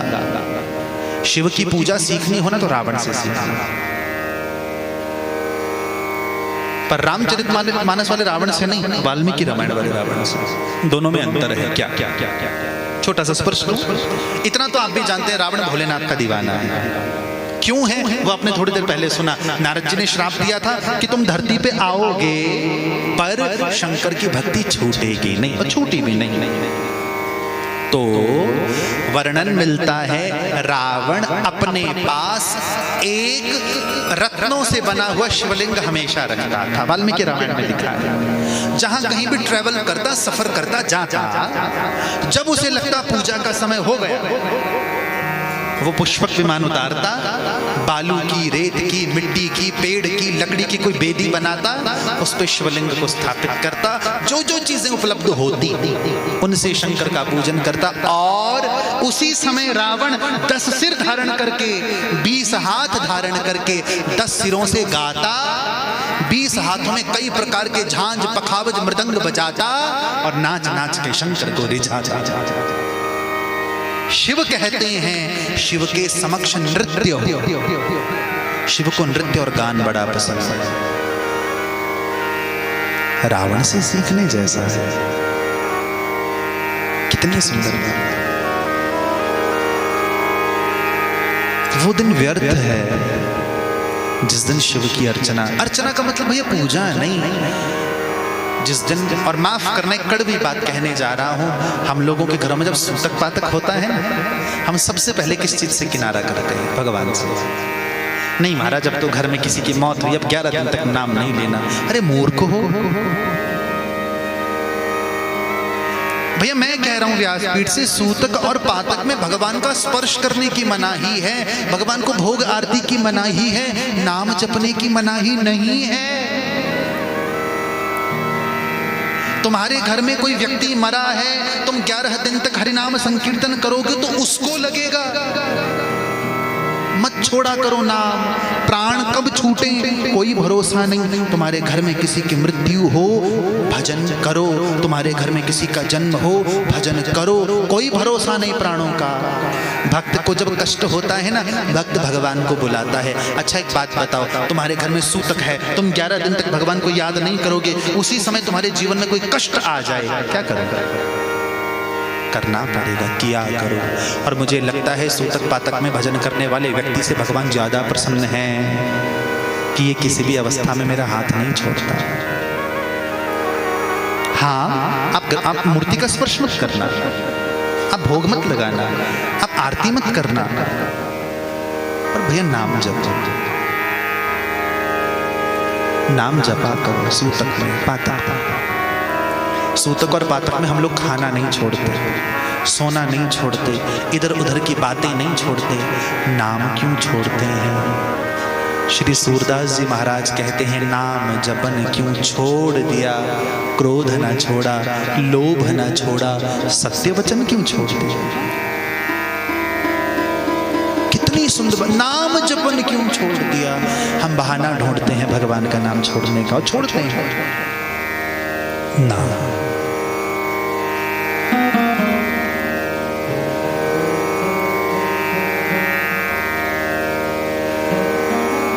कुछ भी अवस्था हो जीवन की, कोई भी अवस्था हो शरीर की, कोई भी अवस्था हो समाज की, भजन करो। भैया देखो, यदि परिस्थितियों से लड़के भजन करोगे तभी जाने जाओगे। मुझे भक्तमाल की एक छोटी सी बात याद आई। भक्तमाल में जब नाभाजी महाराज, भैया जयपुर के पास एक जगह पड़ती है गलता, गलता तीर्थ। गलता तीर्थ में एक संत हुए श्री नाभाजी महाराज। नाभाजी महाराज ने एक ग्रंथ लिखा, उसका नाम भक्तमाल, और मुझे भक्तमाल की कथा बड़ी प्रिय है। तो भक्तमाल में जब नाभाजी महाराज मीरा जी का चरित्र लिखने लगे तो 6 पंक्तियां उन्होंने बड़ी सुंदर लिखी। मैं कथा घुमा नहीं रहा, उदाहरण देकर पुष्ट कर रहा। मुझे लगता है इधर उधर का उदाहरण देने से अच्छा मैं ग्रंथ से उदाहरण दूं, ज्यादा अच्छा रहेगा। तो नाभाजी महाराज क्या लिखते हैं, सदृश गोपिका प्रेम प्रगट कल जुग ही दिखायो, निरअंकुश अति निडर रसिक रस जसना गायो, दुष्ट न दोष विचार मृत्यु को उद्यम कियो, बाल न बांको भयो गरुल अमृत्यो पियो, भक्ति निशान बजाए के काहू ते नाहिन लजी, लोक लाज कुल श्रृंखला तज मीरा गिरधर भजी। ध्यान से समझना इस पंक्ति को। मीरा ने भजन कब किया? जब मुगलों का राज बिल्कुल यौवन पर था, जब हिंदुओं को दाढ़ी तक बनाने का प्रतिबंध था। समझो, जिस समय हिंदुओं को दाढ़ी भी बनाने के लिए मुगल राज दरबार में जाकर आज्ञा लेनी पड़ती थी। बाल नहीं कटवा सकते, मंदिर नहीं जा सकते, मंदिर है ही कहां भैया, तोड़ दिए उन्होंने। संत हैं ही कहां, संत मार दिए उन्होंने। ग्रंथ हैं ही कहां, फूंक दिए उन्होंने। ऐसे समय में मीरा आई और क्या कहा ग्रंथ ने, निरअंकुश अति निडर रसिक रस जसना गायो। निरअंकुश, मीरा पे प्रतिबंध बाहर वालों ने बाद में लगाए, पहले घर वालों ने लगाए। किसने विरोध किया? सबसे पहले सास ने। तब मीरा कहती है, आजा मन मोहन मीरा मेड़तणी बुलावे, मीरा बुलावे थाने दासी बुलावे। झूठ कपटनी कुलटा बोले यूं राणा जी, श्याम ने जिमावो जद तद थाने माना जी। अरे तू झूठी है, तू कुलटा है, बहुत बड़ा शब्द है कुलटा। सास कहती है, मीरा हटी ना, ना, ना। मीरा के जीवन में मुझे लगता है 2 सबसे बड़े सहयोगी थे। पहले मीरा के दादा रावदूदा, दूसरे मीरा के पति राणा भोजराज। और बस इन दोनों के जाने के बाद मीरा के जीवन में हर व्यक्ति कांटे बोने ही आया। पति मरे, देवर गद्दी पर बैठे, ये जो भी तुम्हारा ढोंग है पाखंड अंदर बैठकर करो। राज रानी हो, तुम्हें शर्म नहीं है, हमें आती है, खबरदार बाहर निकली तो लगे प्रतिबंध। और तब ऐसी लागी लगन, मीरा हो गई मगन, वो तो गली गली हरि गुण गाने लगी, महलों में पली बन के जोगन चल चल चल चल। भैया भजन में बाधा आएगी तुम्हें भजन से रोकने के लिए नहीं, तुम्हें तुम्हारा भजन और पक्का करने के लिए। मुझे नरसिंह मेहता जी के जीवन की कितनी घटनाएं स्मरण हो आ रही है इस समय। भाई ये जो गद्दी है ना, ये बड़ी चमत्कारी है, सच्ची बात बता रहा हूँ। एक बात के पीछे 20-20 विचार दिमाग में कौंधने लगते हैं। ये सुनाऊं कि ये छोड़ दूं, ये सुनाऊं कि ये छोड़ दूं, तो भैया जो बाजी जीत जाता है वो आ जाता है, बाकी रह जाता है। तुम सुनने वाले बनो, मुझ में सुनाने की खूब ताकत है। प्रेम से कहो श्री राधे। देखो भैया समझना इस बात। और एक बात मैं जरूर कहूंगा, एक शब्द है संस्कृत में अनमनस्क, यानी बिना मन का। बिना मन के कथा में नहीं आना। क्यों? बिना मन के आओगे तो कथा तो तुम में नहीं आएगी, तुम्हें नींद आएगी। एक बार एक पत्नी रोज कथा सुनने आती, घर पहुंचती तो देखा पति देवता बिस्तर पे लेटे टीवी देख रहे, तो खूब खरी खोटी सुनाती। जब देखो बिस्तर पे पड़े रहते हो, ऐसे नहीं मेरे साथ चल के कथा सुनो। पति सोचे भैया या की चिक चिक सुन रहे थे, बढ़िया कथा ही सुने। अब पति देवता की कपड़ा की दुकान करते थे कपड़े की। अब बिना मन की कथा में आए, बिना मन के तो कथा में बैठे तो नींद आ गई तो सपना आ गया। सपने में ग्राहक आया, लाला जी राम राम 2 मीटर कपड़ा तो देना। सपने जो इसके आगे कथा सुनने बैठा था ना, उसके कुर्ते का पिछला पल्ला हाथ में आ गया। बस आगे समझ गए हो तुम लोग, खींच दी। नहीं आना बिना मन के, अनमनस्क होगी। नमः शिवाय, नमः शिवाय, नमः शिवाय, नमः शिवाय, नमः शिवाय, नमः शिवाय।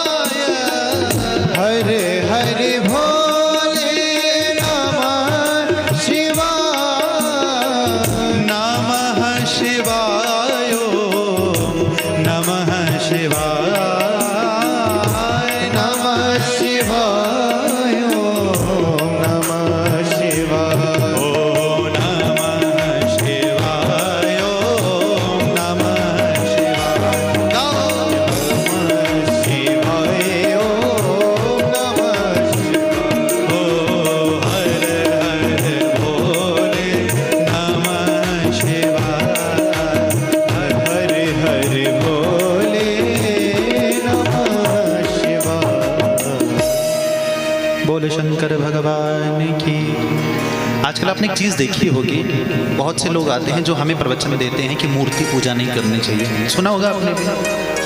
भैया मैं कहता हूँ, शिव पुराण कह रहा है सगुणा निर्गुणा प्राप्ति भवति सुनिश्चितम एवं च सर्वदेवानां प्रतिमा प्रत्यवाह, कि जब तक आप मूर्ति की पूजा नहीं करोगे आप निर्गुण की उपासना नहीं कर सकते। निर्गुण यानी जिसे आप ध्यान से, तप से, जोग से पाना चाहोगे।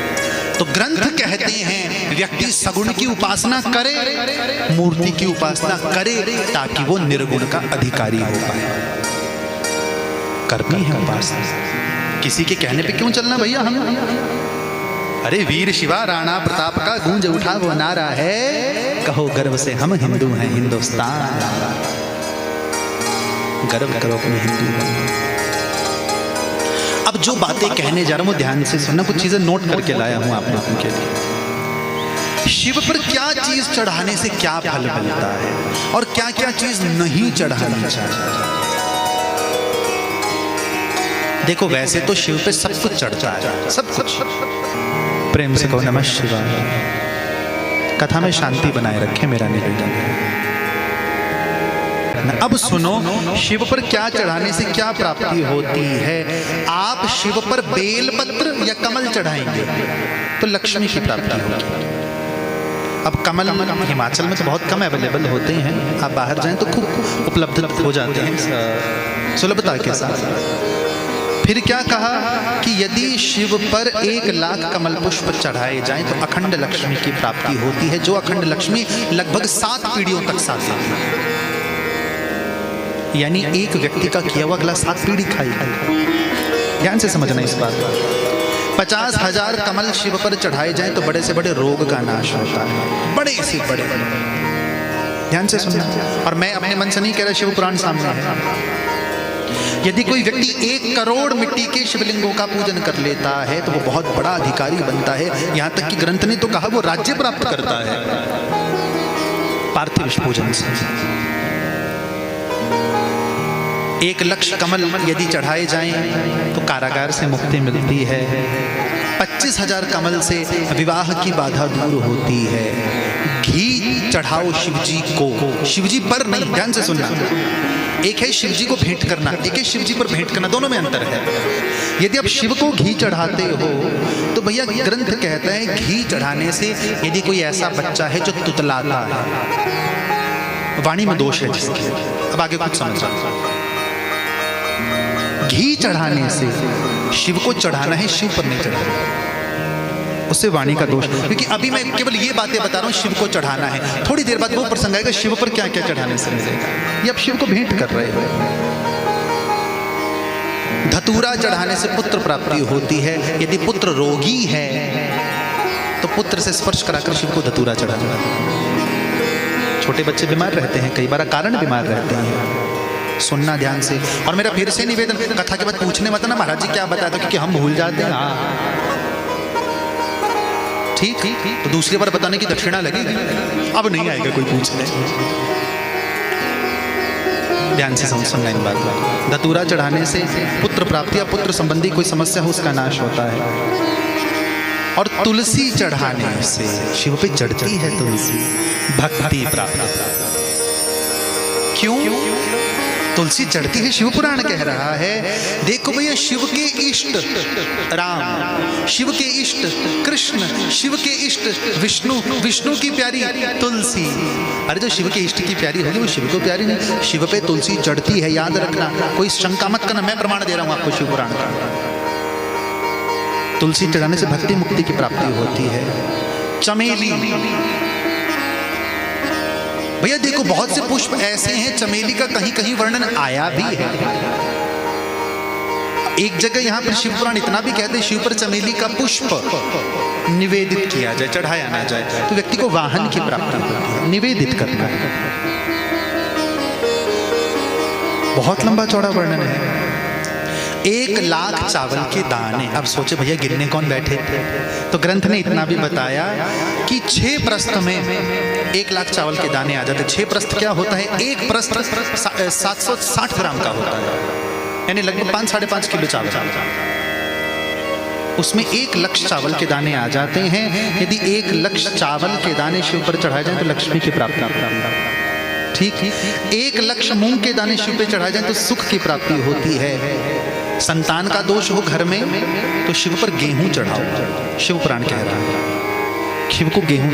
और एक चीज, 2 चीजें और है, मेरा निवेदन है इसका उपयोग तो मत करना। ठीक, राई और लाल मिर्च, ये 2 चीजें चढ़ाने से शत्रुओं का नाश होता है। लाल मिर्च, मैंने आपको कहा शिव को सब चढ़ता है। यहां श्लोक है, मरीचि संभवा पूजा शत्रु नाश करी स्मृता। मरीचि यानी मिर्च। पर फिर से कहूं, ये जो टेढ़े वाले उपाय होते हैं ना भैया, ये बिना संत की गुरु की आज्ञा की इनका उपयोग मत करना, बस थोड़ा संभल के। अब ये तो हुई ये चीजें। अब सुनो, शिव पे किस किस चीज की धारा चढ़ानी चाहिए और क्या क्या फल मिलता है। प्रेम से कहो नमः शिवाय, नमः शिवाय, नमः शिवाय। आप शिव पर जल की धारा चढ़ाते हो, सुख की प्राप्ति होगी। घी की धार लगाओगे तो आपकी संतान सुख पाएगी। शक्कर मिलाकर दूध की धार लगाओगे तो जिन बालकों की बुद्धि कम होती है, जड़ बुद्धि होती है, वो नाश होती है, बुद्धि सही होती है। सरसों के तेल की धारा देने से शत्रुओं का नाश होता है। सुगंधित तेल की धार देने से भोग की प्राप्ति होती है। गन्ने के रस की धारा देने से आनंद की प्राप्ति होती है। गंगा जल की धारा देने से मुक्ति की प्राप्ति होती है, मुक्ति की प्राप्ति होती है।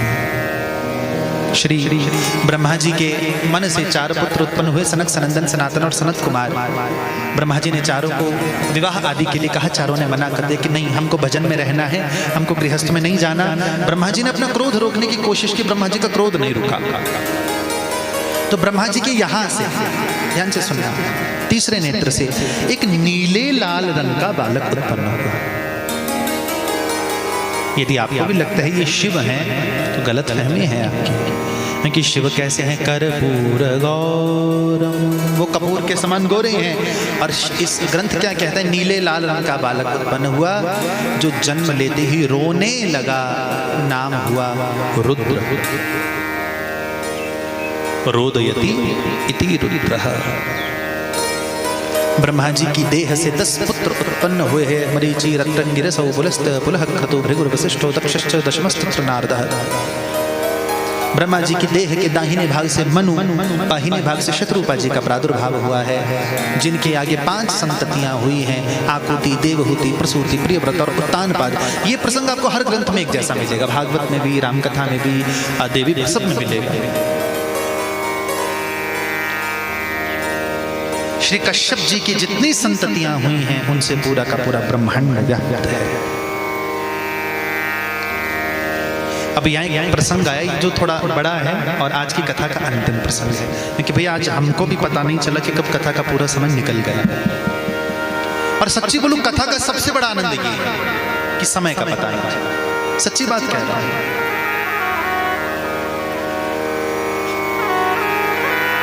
क्योंकि वास्तविकता है 3 घंटे बैठना सरल काम नहीं ही होता।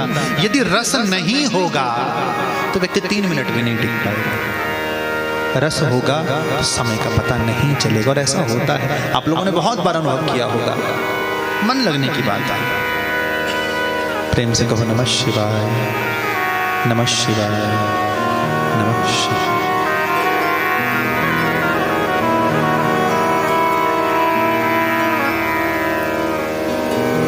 ब्रह्मलोक में कमल के आसन पर विराजमान है श्री ब्रह्मा जी। सामने नत होकर दोनों हाथ जोड़े गोद में देवदत्त नामक वीणा को रखे श्री नारद जी महाराज हैं। एक बात पे थोड़ा सा गौर करना, आज के समय में लोग नारद जी का मजाक उड़ाते हैं, और जो आजकल ये टीवी सीरियल्स आते हैं ना, इसमें नारद जी का अपमान ज्यादा किया जाता है। ये जितने भी माइथोलॉजिकल टीवी सीरियल्स हैं, क्यों, मैं आपको बताता हूँ, और क्यों नहीं करना चाहिए। हमें पता क्या लगता है कि नारद जी गड़बड़ करते हैं, नारद जी इधर की बात उधर करते हैं, नारद जी लड़ाई करवाते हैं। हम लोगों की नॉर्मल मेंटेलिटी ऐसी है। भैया मुझे ऐसा लगता है नारद बनना कोई आसान काम नहीं है। कैसे? सुनो। नंबर 1, ब्रह्मा जी के पुत्र हैं कौन? नारद। विष्णु जी के 24 अवतारों में से एक कौन? नारद। ध्रुव और प्रहलाद के गुरु कौन? नारद। आप और मैं ताली बजा बजा के जो संकीर्तन करते हैं ना, इस संकीर्तन परंपरा के पहले आचार्य नारद। और नारद जी हमारे ग्रंथों के एकमात्र ऐसे चरित्र हैं जिन्हें यदि राम पूजता है तो रावण भी पूजता है, यदि कृष्ण पूजता है तो कंस भी पूजता है। आपने देखा होगा कथाओं में, श्री नारद जी महाराज जितने अधिकार से राम की अयोध्या में प्रवेश करते हैं, उतने ही अधिकार से रावण की लंका में प्रवेश करते हैं। भैया नारद जी गड़बड़ नहीं करते। जहां जहां भगवान की इच्छा होती है कि मैं कुछ गड़बड़ करूं, वहां नारद जी को बुलाया जाता है।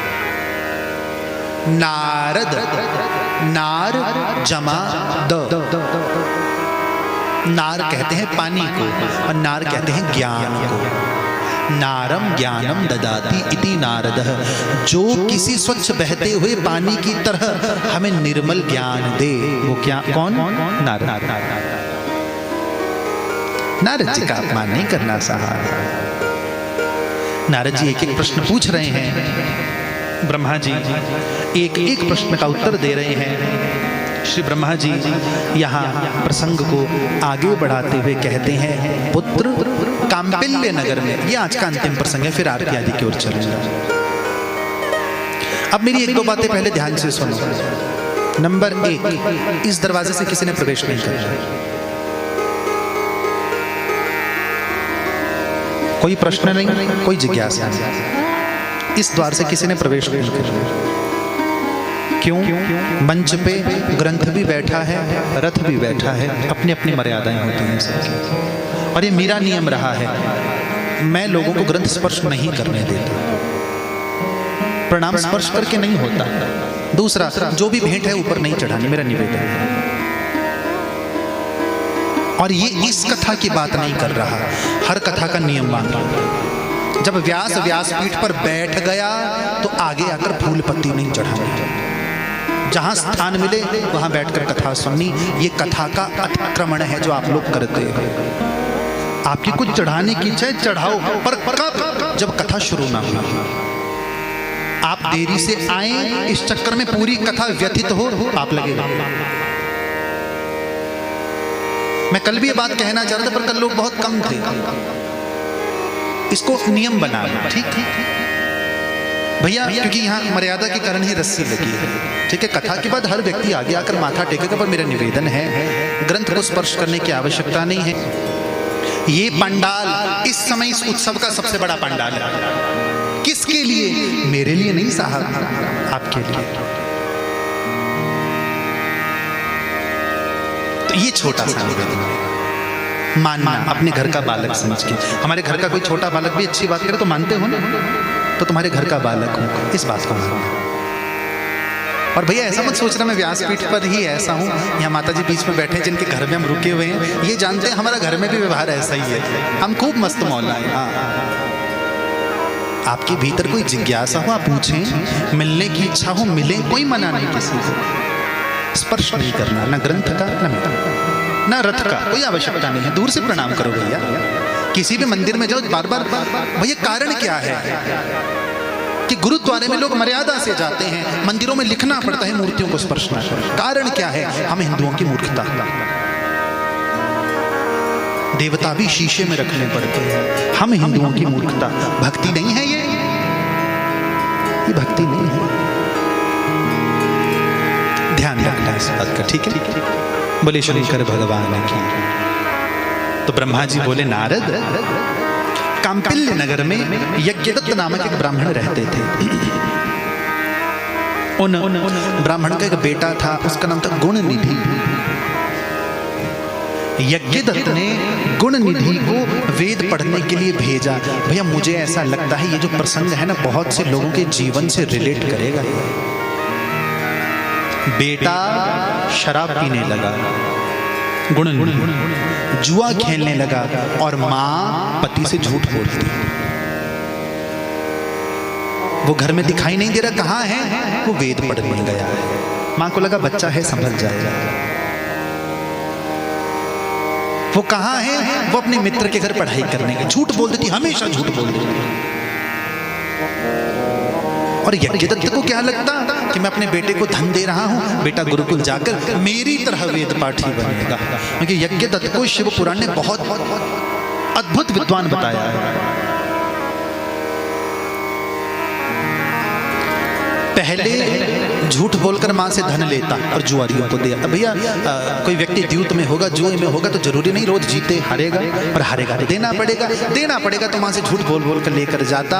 मां का धन खत्म हुआ तो मां की साड़ियां, घर के बर्तन, पूजन की सामग्री, श्रृंगार, आभूषण, यहां तक शिव पुराण में लिखा है जो उसके हाथ में आता दे आता।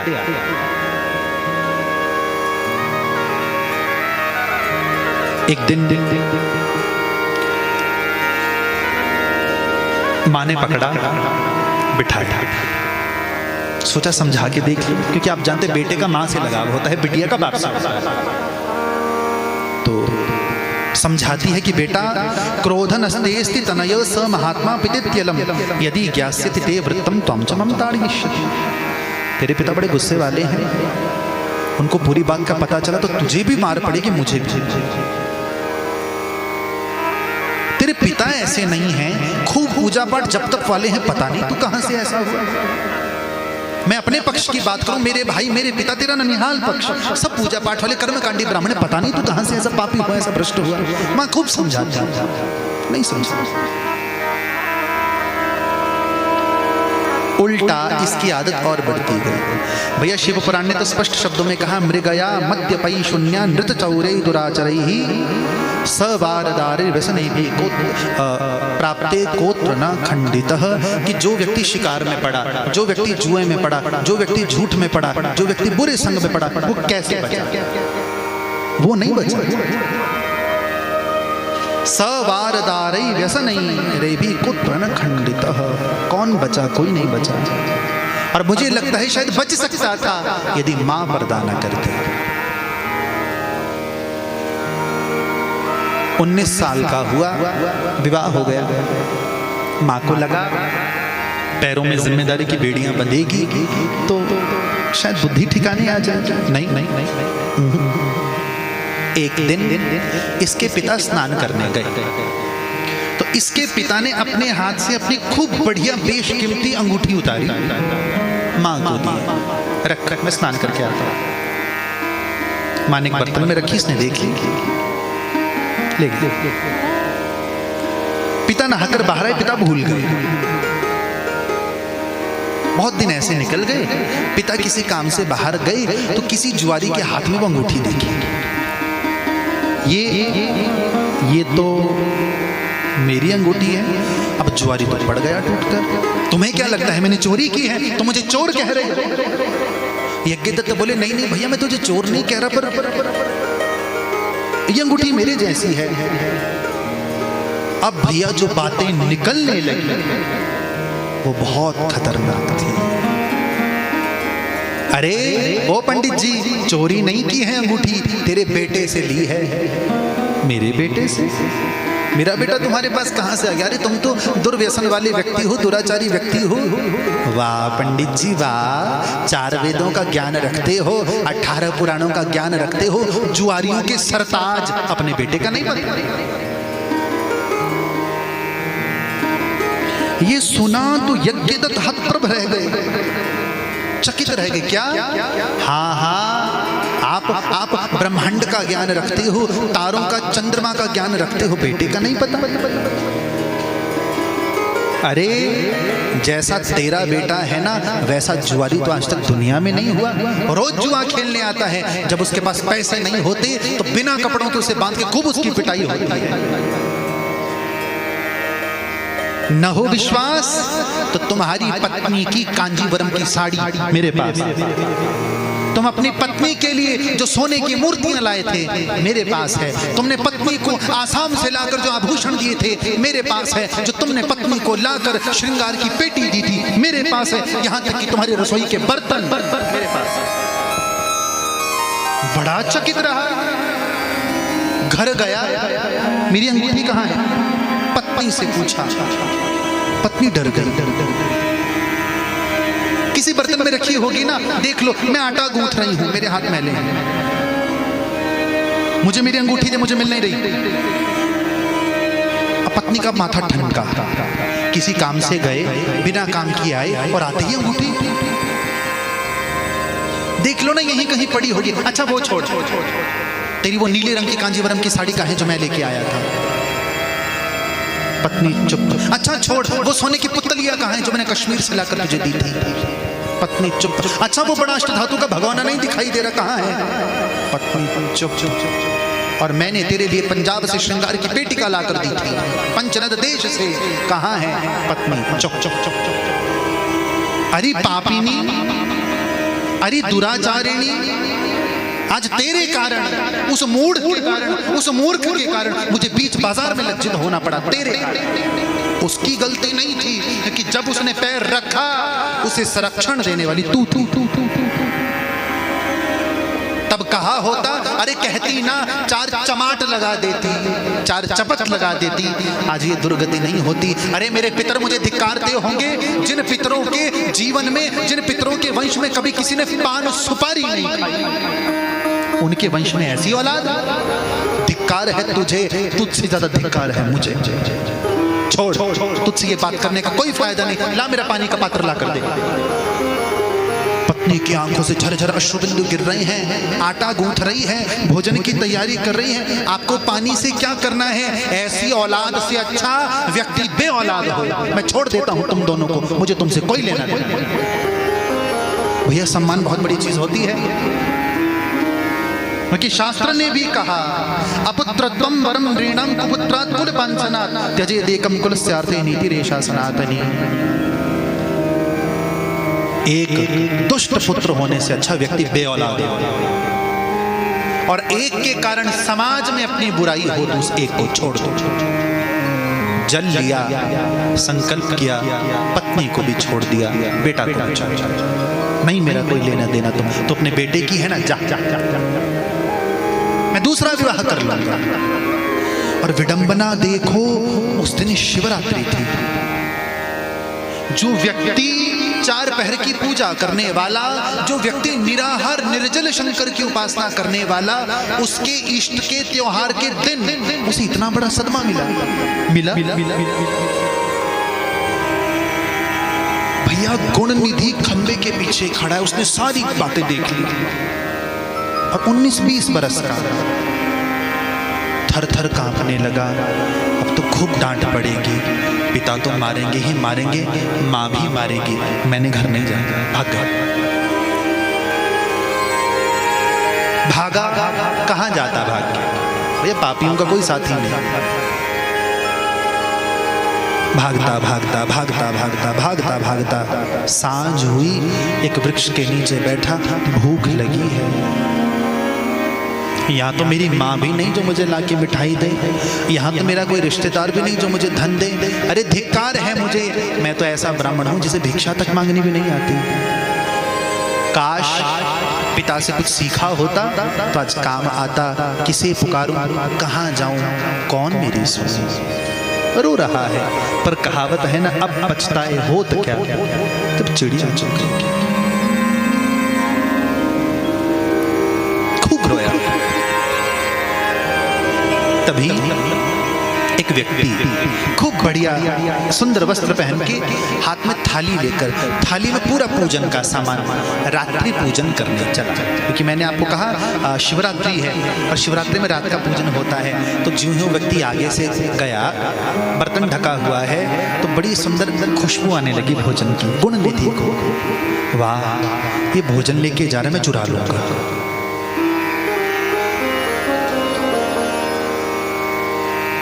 पर कैसे चुराऊं, ये तो मारेगा। बात भी सही है।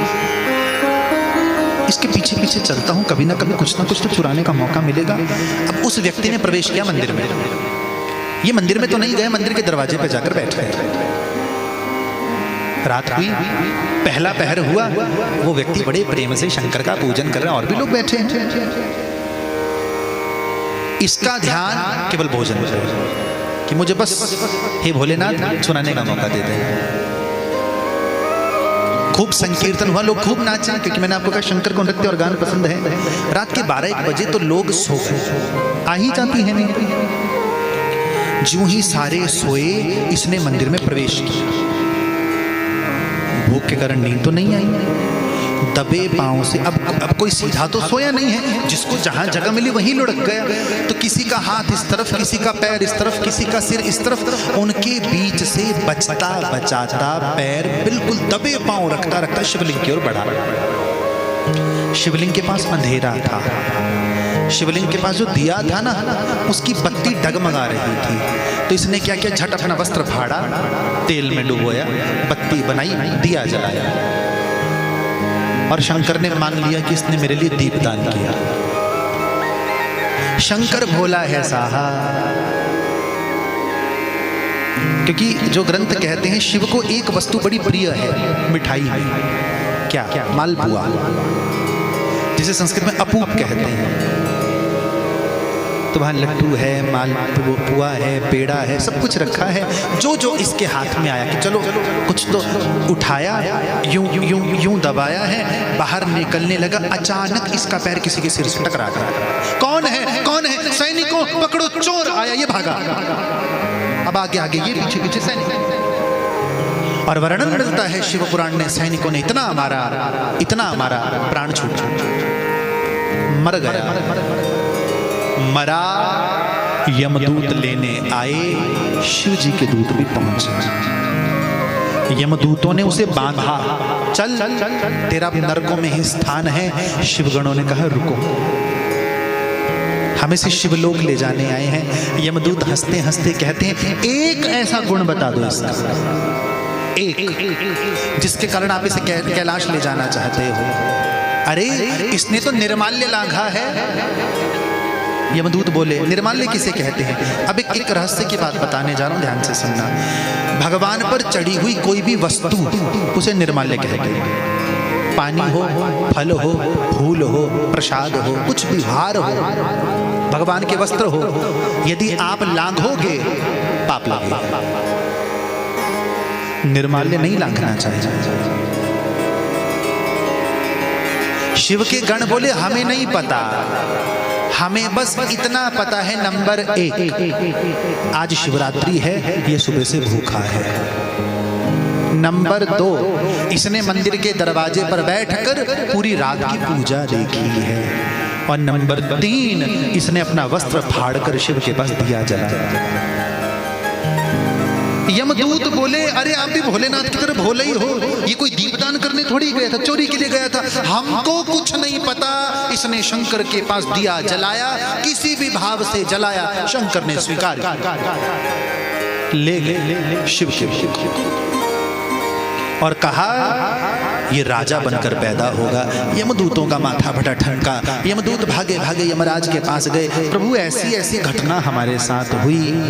भगवान यमराज आज यमदूतों से कहते हैं जिसके गले में रुद्राक्ष हो, जिसके गले में तुलसी हो, और आज की विडंबना हिंदुओं के गले में न तुलसी न रुद्राक्ष, जिसके गले में रुद्राक्ष हो, अरे यमदूतों उसे मेरे पास मत लाना। जिसके गले में तुलसी हो उसे मेरे पास मत लाना। जिसके माथे पे चंदन हो, भस्म हो, उसे मेरे पास मत लाना। जिसके मुख पे हरि का नाम हो उसे मेरे पास मत लाना। मेरे पास तो क्या लाना, उसके स्वप्न में भी मत जाना, क्योंकि उनकी रक्षा काल से भी महाकाल करता है। यमदूत मान। उधर गुण निधि राजा अरिंदम के बेटे के रूप में जन्मा, इसका नाम हुआ दम। और इसे पिछले जीवन की घटना याद थी, मेरे साथ ऐसा ऐसा हुआ। तो जैसे ही ये राजा बना ना, तो इसने अपनी प्रजा में कह दिया आज के बाद हर व्यक्ति को रोज दीपदान करना पड़ेगा। इसे बस इतना पता था कि मैंने शिव के लिए दीपदान किया, मुझ पे कितनी कृपा हुई। मेरी सारी की सारी प्रजा कान खोल कर सुन लो, यदि कोई शंकर के मंदिर में दीप नहीं जलाएगा सिर काट देगा। इसके राज में छोटे से छोटे टूटे फूटे मंदिर भी खूब बढ़िया जगमगाने लगे।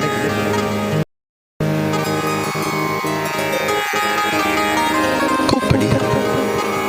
एक निवेदन करूं आप लोगों से, मैंने देखा है लोग शिव मंदिर जाते हैं, घर से कुछ लेकर नहीं जाएंगे, मंदिर में लोटा उठाएंगे, मंदिर से ही जल भरेंगे, शिव जी का पानी शिव जी को, है ना, और मांग के अपने लिए लाएंगे।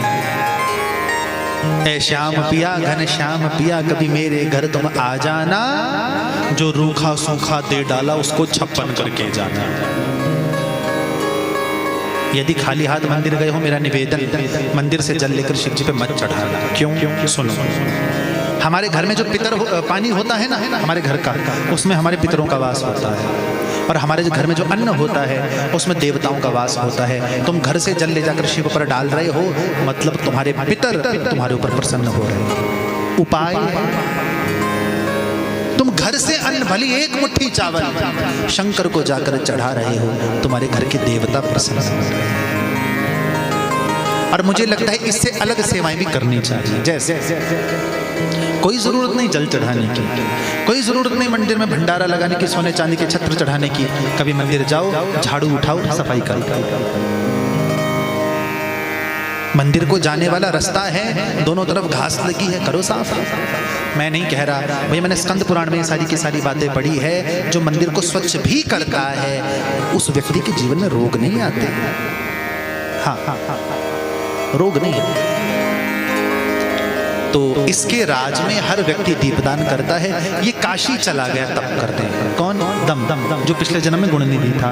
काशी में इसने इतना भयानक तप किया, इतना प्रचंड तप किया कि भैया शरीर में केवल हड्डियां बची। और वो समय आया, आज इसके सामने वृषभारूढ़ होकर कृपा करने के लिए भगवान गौरी शंकर पधारे हैं। बोलिए भक्तवत्सल भगवान की। आहा, पर गड़बड़ ये हुई, ये शिवजी को ना देखे, ये पार्वती जी को देखे। पार्वती जी को अटपटा लगे, ये मुझे क्यों देख रहा है? और इसके देखने का भाव बड़ा सुंदर। पता क्या सोच रहा है? तप मैंने भी किया, मैंने इतना तप किया, शिवजी इतने देरी से मिले मुझे, तो इन्होंने कौन सा तप किया होगा जो ये शिव के बगल में खड़ी है? कितनी सुंदर भक्त का दृष्टिकोण देखो। मुझे इतना लंबा तप लगा, तब जाकर मैं शिव के पास पहुंच पाया, कठिनता से। तो इन्होंने ऐसा कितना तप किया होगा? भैया पार्वती ने कितना तप किया, कल परसों की कथा में सुनोगे आप। पर गड़बड़ ये हुई कि जगदम्बा को देखते देखते देखते देखते क्रोध में जगदम्बा ने एक आंख फोड़ दी, उसकी बाईं आंख फूट गई। भगवान शंकर हंसे, भगवान शंकर हंसे। पार्वती जी बोले, प्रभु ये मूढ़ कौन है जो मुझे ऐसे देख रहा है? भगवान शंकर बोले, देवी गुस्सा मत कर, ये तेरा तप देख रहा है, तेरा स्वरूप तुझे गलत भाव से नहीं देख रहा। ये तेरा बेटा है। क्या है? बेटा। पार्वती जी कहती, कैसे? भगवान शिव कहते हैं, अरे ओ दम दम दम दम, जा, मैं तुझे वरदान देता हूँ, आज से तू निधियों का अधिपति होगा, आज से तू यक्षों का, गंधर्वों का अधिपति होगा, आज से मैं तेरे पास रहूंगा, तू कहलाएगा कुबेर। सोचो, चोरी करने मंदिर में गया व्यक्ति गलती से दीपदान करता है, दीपदान का फल मिलता है, व्यक्ति खुद देव हो जाता है। यानी तुम शिव के निमित्त इतना सा भी करोगे ना कुछ, वो काम आएगा। बोली भक्तवत्सल भगवान की। भगवान ने कुबेर पद दिया है, कैलाश के पास ही उसकी नगरी बनाई, नाम अलकापुरी, और भगवान सदा सर्वदा के लिए उसके पास विराजमान हुए। बोलिए शंकर भगवान की जय। आओ अंत में एक भजन गुनगुनाएं और उसके बाद मैं कथा को विश्राम के लेकर चलूंगा। बोलिए शंकर भगवान की जय।